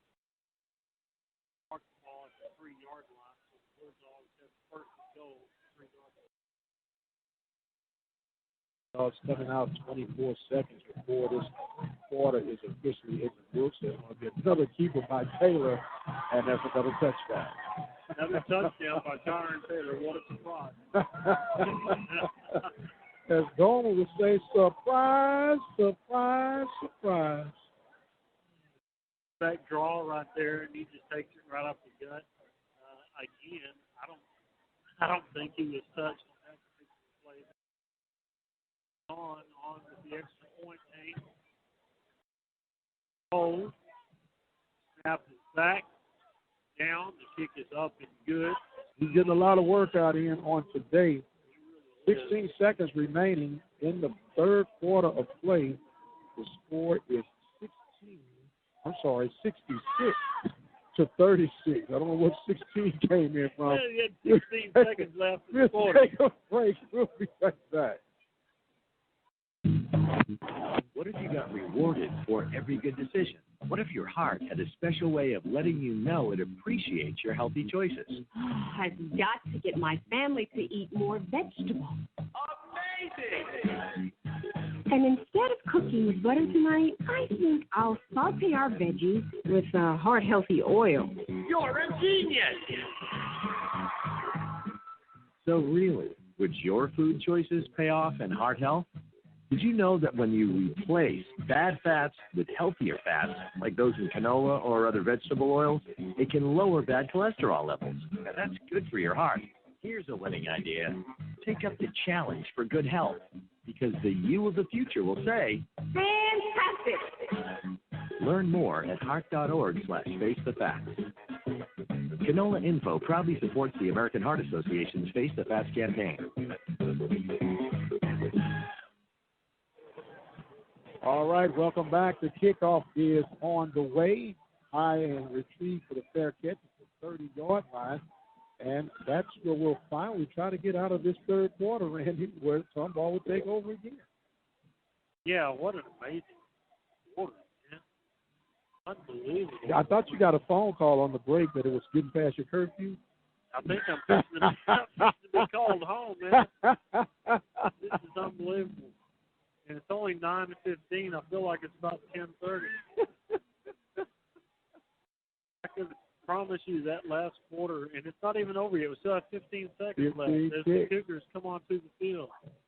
Three receivers to the right side for Mason Jones. Takes it and gives it to his back. He gets met by a host of Bulldogs at about the 34-yard line. One thing about it, that's going to take us to the end of the third quarter. And what a quarter it was. Yeah, we finally made it to the end of this quarter. I don't know if that clock is on slow motion or what's going on. Oh, while Randy is getting his oxygen back before we do some scores from around the conference district, Brenham is manhandling Magnolia by the score of 63-24. Stafford is all over Springwood 52-7. Magnolia West has blown up here in the second half of play. At one time it was 28-28. It's now 42-28. Magnolia West on top of Tomball Memorial. Navasota doing what Navasota does, 51-0 over Sealy in the third quarter. And you have, let's check with the Hempstead Bobcats. The Bobcats at halftime, 27-7. They start to open up out there in Industrial. Yes, it is. It's good for Waller County. We might have us a sweep on tonight.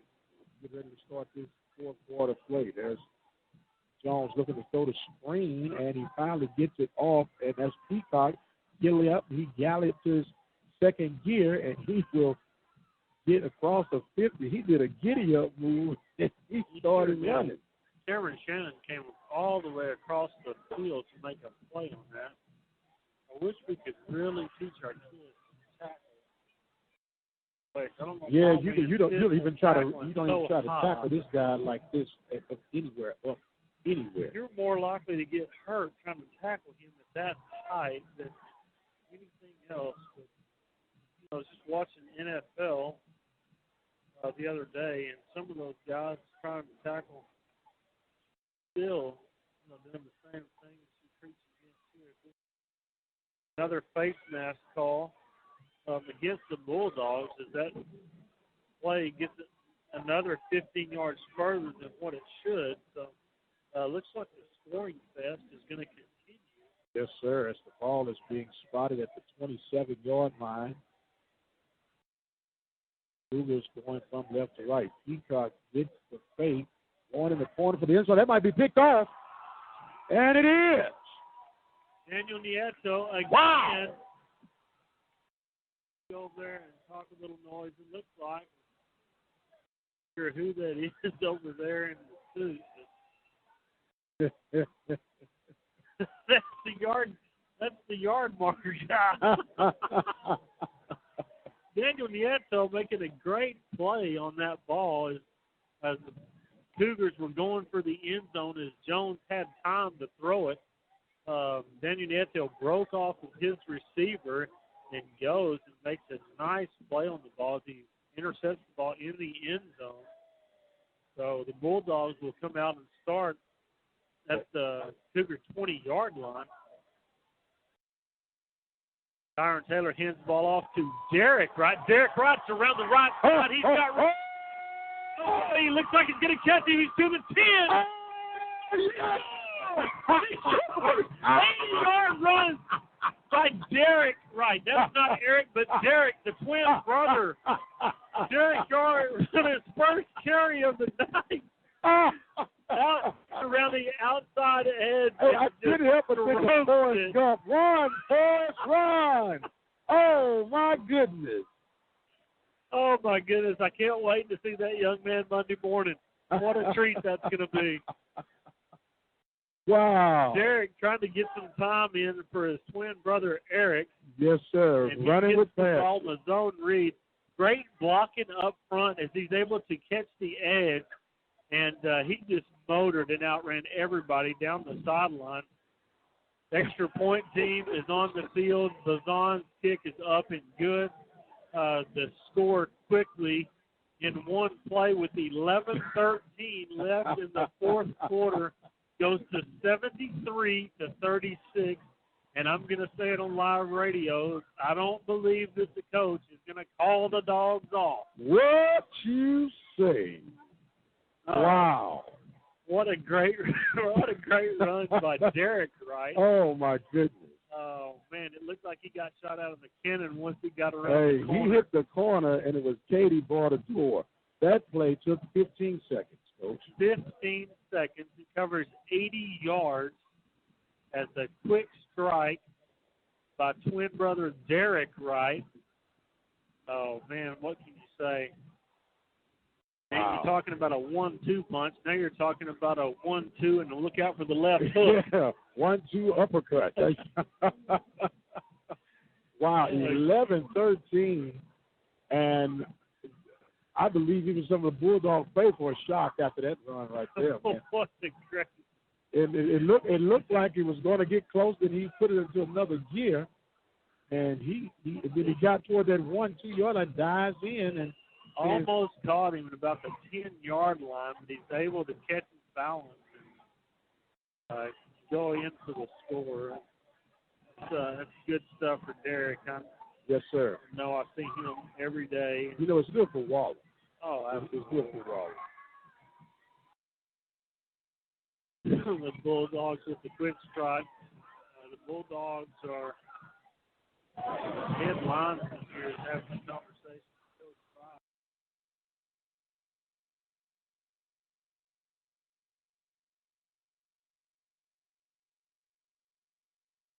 Well, we'll find out exactly what is what. Hey, Salazar, with the rest of the Bulldogs gathered in the middle of the field as now they break their huddle, stretch out the width of the field as Renee Salazar is going to be ready.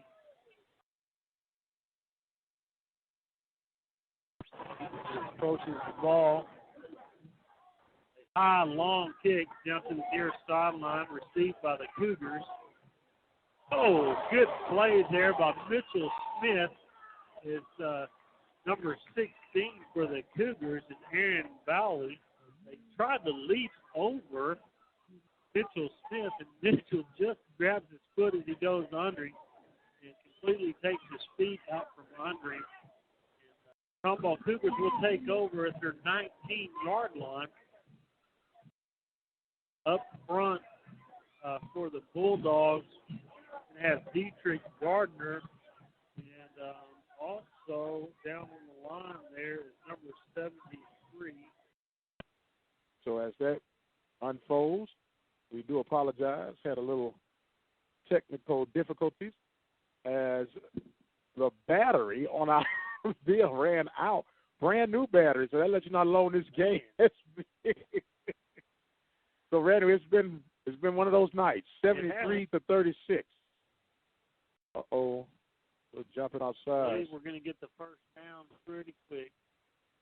little offside call there on the Bulldogs as it was the 4th and 1. Cougars setting up that play nicely, giving them a good hard count, getting the defense to jump there. So ball's moved out to the 44-yard line of the Cougars. They're trying to get out of their end here. They completely run a different style of offense now as they're completely in a slow-down mode to run as much play clock down as possible before you play. I think it's not a good move. They run a little option to the far side. Good move there by number 20, Jacob Jenkins. He juked an old boy out of his shoes there. Yeah, that was an understatement. He dipped into the right and spun back to the left and left him kind of standing there grabbing some air. He really did. We're almost having to do some time filler here. As now as before, the Cougars were so fast to get on the line of scrimmage and run a play. Now they're completely in slowdown mode. Jenkins with the carry and sweep to the left. He runs to the Cougar sideline, is able to pick up about 6 yards on the play.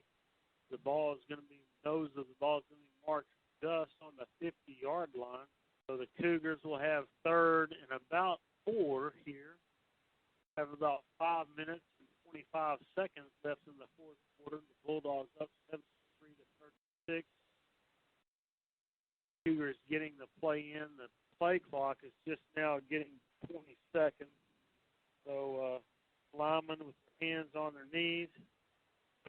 Play now being sent in by the offensive coordinator for the Cougars. Looks like Peacock is now checked back into the game for the Cougars. Quarterback is going to keep it right up the field. A big hole to run through.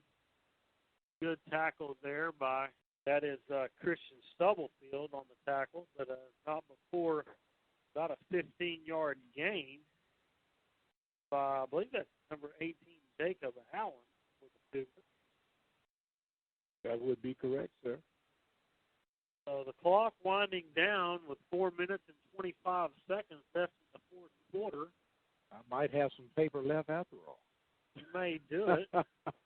Cougars finally slowing down. There's going to be a give this time back to Peacock. Peacock gets a give off the counter, and he gets about 3 yards on that gain. 4 minutes now remaining. 73 to 36. And, Randy, if you had asked me this before the hand, I didn't think it would be 100 points score between these two teams. Over 100. Yeah, I don't think I would have guessed quite that much either. 109 to be exact. It's a lot more than I expected. I'm glad to see it from the Bulldogs. Yes, sir. Yes, sir. Yes, sir. So far we haven't run into anybody that's quite able to slow down the offense of the Bulldogs. Absolutely good to see.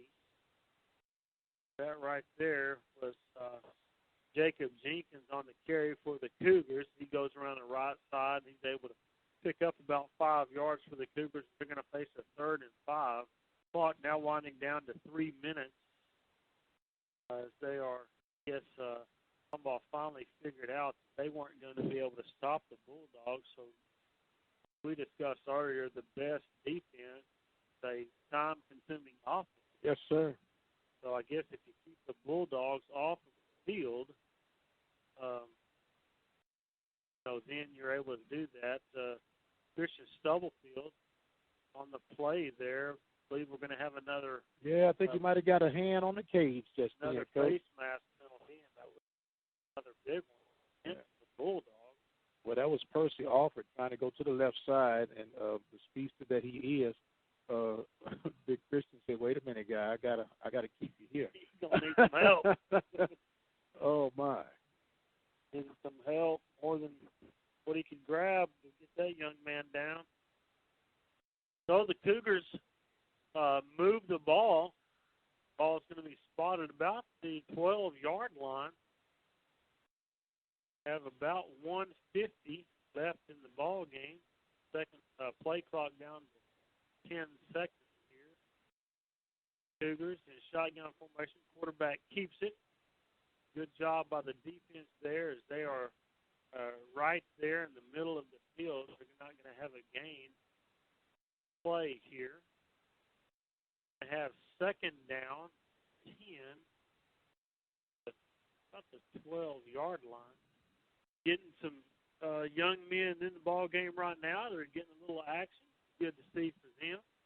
Randy, you were talking about that third quarter. There were 8 series, as we'll call it, at this play. There's a pass in the corner, another interception for, he dropped it. They're going to call it an incomplete pass here. Christian Stubblefield with opportunity to bring the ball down.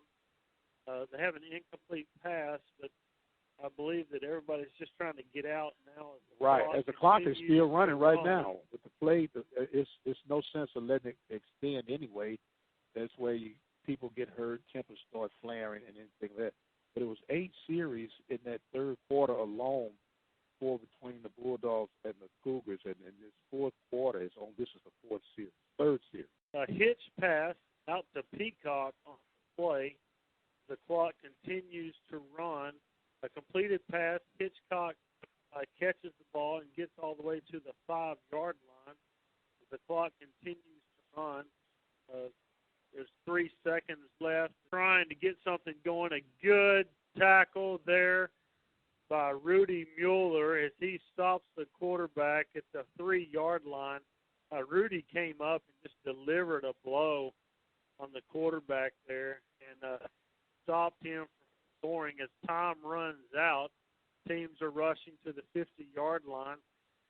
Good win from the Bulldogs as they are. Now I'm able to see who that was on the far sideline running the chain crew there. That was DeAndre Blackshear, who's been out for the last 2 weeks for concussion injury that he suffered about, 2 weeks ago. As a matter of fact, that was the homecoming game. And no, that was Magnolia. Magnolia, the Magnolia game. Absolutely. DeAndre was the one down there giving Nieto the high five on the Cougar sideline. So another very sound game offensively for the Bulldogs. They come out and post 73. Wow. Tonight. Very excited. Good hard play offensively. I can't say enough about the offensive line and how well they played. I know as I interviewed Coach Rush at the halftime, and just talking to him before we were on the radio, him, talking about how much depth there was on, the Cougar football team with just linemen, and so I know they're a little thin there, but I'm not to take anything away from the offensive line of the Bulldogs there. They literally dominated. They brought their work hats tonight. They brought their work hats. And with that being said, they took care of business. Absolutely, they did. Dare to say, I don't believe we punted the ball at one time tonight. I would say. I think Tomball punted twice. You're right, sir. I don't think we punted one time though, and that's. You're absolutely right, sir. That's a credit, a credit to the boys up front. So. Man, and what good hard running. You can't ask for much more from your running backs than what they got tonight. Eric Wright. And don't forget, brother, Derek Wright. Take him out for one play. 80-yard scamper.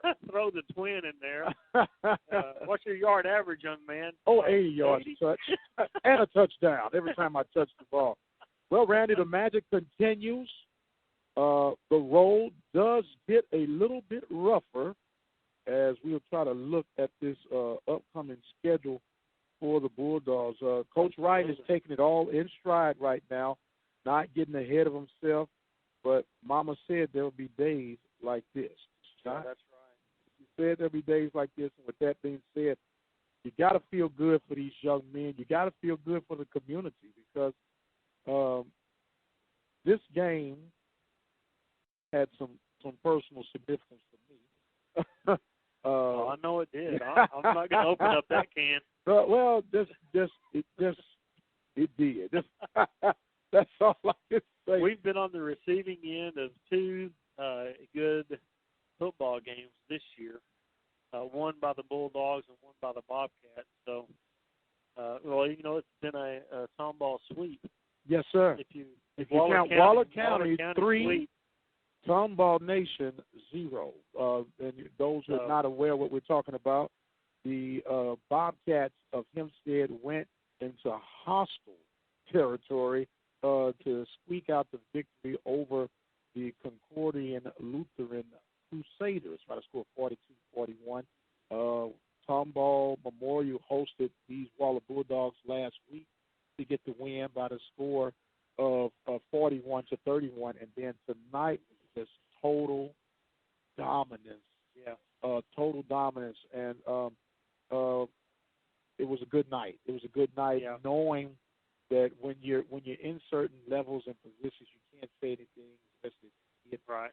But to hear how the kids had envisioned our student athletes here, see them come out and respond like this is absolutely. It's a good night. And I think that if you're gonna have a letdown, and I say letdown, 36 points, by them, and not to take anything from Peacock and Alfred, they're very good running backs. A very, very well, that was a very well run offense in that in the first half for Tomball. They only had one punt themselves in the first half. Exactly. And to come out and like you said, we had 8 possessions in the third quarter alone. Third quarter alone. And a lot of scoring there. So not take anything away from him. But I guess what I was getting at was just that we weren't used to seeing that type of scoring against that defense in the second half. And my whole point was going to be that it's good to see it on a night like tonight when the offense there was just no stopping. They were clicking. They were clicking. And so it really didn't matter if you had a not so stellar night defensively in the second half. If you wanted to have that not so stellar night, tonight was going to be the night to have it. Exactly. So the Bulldogs, that's my whole point. I said all that just to say that. But it was well said and well thought out. So the Bulldogs will now get ready for one of the games. If you go back to our preseason pick, this was one of those games that I had on the measuring stick. They'll take on Magnolia West at Magnolia West, and if I'm not mistaken, I believe that's their home. You got to be. If I'm not mistaken, I could be wrong, but what a game of anticipation that's going to be. Next week is going to be exciting. Looking forward to that game, and I promise you that there are going to be some Bulldogs ready to go play that ball game. Well, speaking of playing a ball game, Magnolia West is trailing Tomball Memorial right now by the score of 57-42 with 3 minutes and 8 seconds. Oh my goodness! Yes, sir. Yes, sir. Navasota in the third quarter. I'm sorry to take you back, but in the third quarter, did Mag West not go up? Yes, sir. By they did. Quite a few points. Yes, they did, sir. Yes, they did. So, wow. Something is going on down there at Tomball Stadium. Navasota is annihilating Sealy by the score 65-6. 2 minutes and 31 seconds remaining. Tell you what, Navasota may be hunting down another state champion. Maybe. Maybe. Burleson over Centennial by the score 14-10. Columbus is no match for Sweeney. They're trailing 25-2. El Campo in a bit of a scrap with Stafford winning 28-24. Come back. Somerville, not an answer for Granger, losing 33-7. Hempstead showing their dominance over Industrial by the score of 41-7 in the third quarter with 3:33. Go Cats. And the team that they're keeping up with, Hitchcock is on top of Palacios. They were trailing that game at one time. They're up now by the score 36-26 with 5:33 in the third quarter play. Belleville, who annihilated Royal last week, 49-0, is trailing to Wharton by the score of 30-17. They're just starting that fourth quarter off. That's going to be an interesting. Bremen, 42, Burton, 21. Our final final score here, the Waller Bulldogs will stay in victory lane, making it 7 in a row, Coach. 7 in a row. Yeah, I'm not a very good historian on Waller football, but I think you'd have to go back quite a ways Right to away find out to the Jim Phillips days. Not even to Jim Phillips days. Yeah, I don't think so, because he always scheduled. I don't ever remember him scheduling. Not to say a powder puff preseason, but I mean, he always played a very difficult preseason. I'm not saying anything, about this, but I'm just saying the way he scheduled games years ago, really didn't. He's going to have to earn your biscuit. Absolutely. Well, speaking of earning biscuits here, the Bulldogs earned a dog biscuit or two tonight, Coach. 73-36. Another grand old night here at Waller ISD Stadium. The band is getting into some extracurricular activities as they're getting ready for their band competition season. I know you have They have UIL contest tomorrow at the Berry. Yes, sir. So this will be, and they got a big band event coming up on October 25th. Yours truly will be the PA announcer. They told me to get a MC. Yeah, they told me to get a tent and maybe some depends, and be in for the long haul. My name is Mike Prince. This is Randy Allen. Don't let go now. We have Prairie View Soccer next Sunday. Prairie View Soccer next Sunday, baby. I was going to get it in for next week, but you couldn't wait. Hey, I couldn't do it. Too anxious to see what the score was. I know. We'll try to get in contact with old Abe Garcia to get it. As a matter of fact, see if you can text him real quick before we sign off to see what's going on. I didn't mean to steal your thunder. No, that's okay. You wasn't stealing my thunder. We're in this together, my friend. We're in this together. As we were saying, the Bulldogs are 7-0, and we don't know how long it's been since we could say that, but what a night it has been for Brad Wright and the Waller Bulldogs. An exceptional, great night of weather, no incidents whatsoever to speak of, as these band members are working themselves out. Randy is checking with Coach Abe Garcia to see what the score was. Yeah, let's see if we can get a response pretty quick before we get out of here. It's going to be exciting to see. I'd like to see them get a W tonight. Make that game even more important. Sure would. So, as a matter of fact, Lady Bisons of Howard were the number 2 slot coming in on tonight's contest, as the Panthers were number 1. And then another big weekend for the football Panthers. They head down to Mississippi to take on the Mississippi State Valley Delta Devils. Mississippi Valley State Delta Devils. As we look like we got the sound of trumpet.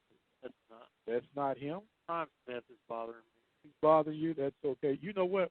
We're going to try to call him live on the phone and see what we can get Coach Abraham? Yeah, we're going to try to call Coach Abraham on the phone.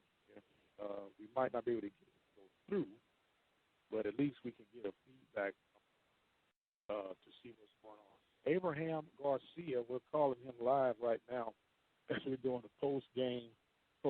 Where else can you get this but only at the open mic broadcast? Hello, Coach Garcia. Hi, this is Mike Prince. We got you live here on the Open Mic Broadcast Network. Let's see if we can get you. Can you hear me, sir? Yes, sir. Okay, look, trying to find out what's the final tally over there from the Hill. Who do you have Sunday? We have next Friday, we're off Sunday, next Friday, Southern, and the following day. Jackson State. All right. Well, we'll be there, Coach, with bells on. Thank you so much, sir. All right. Coach Abe Garcia for the Lady Panthers. He was a little disappointed, Coach, but that's what winners do. They get disappointed. Don't handle, understandably yes, so. Sir.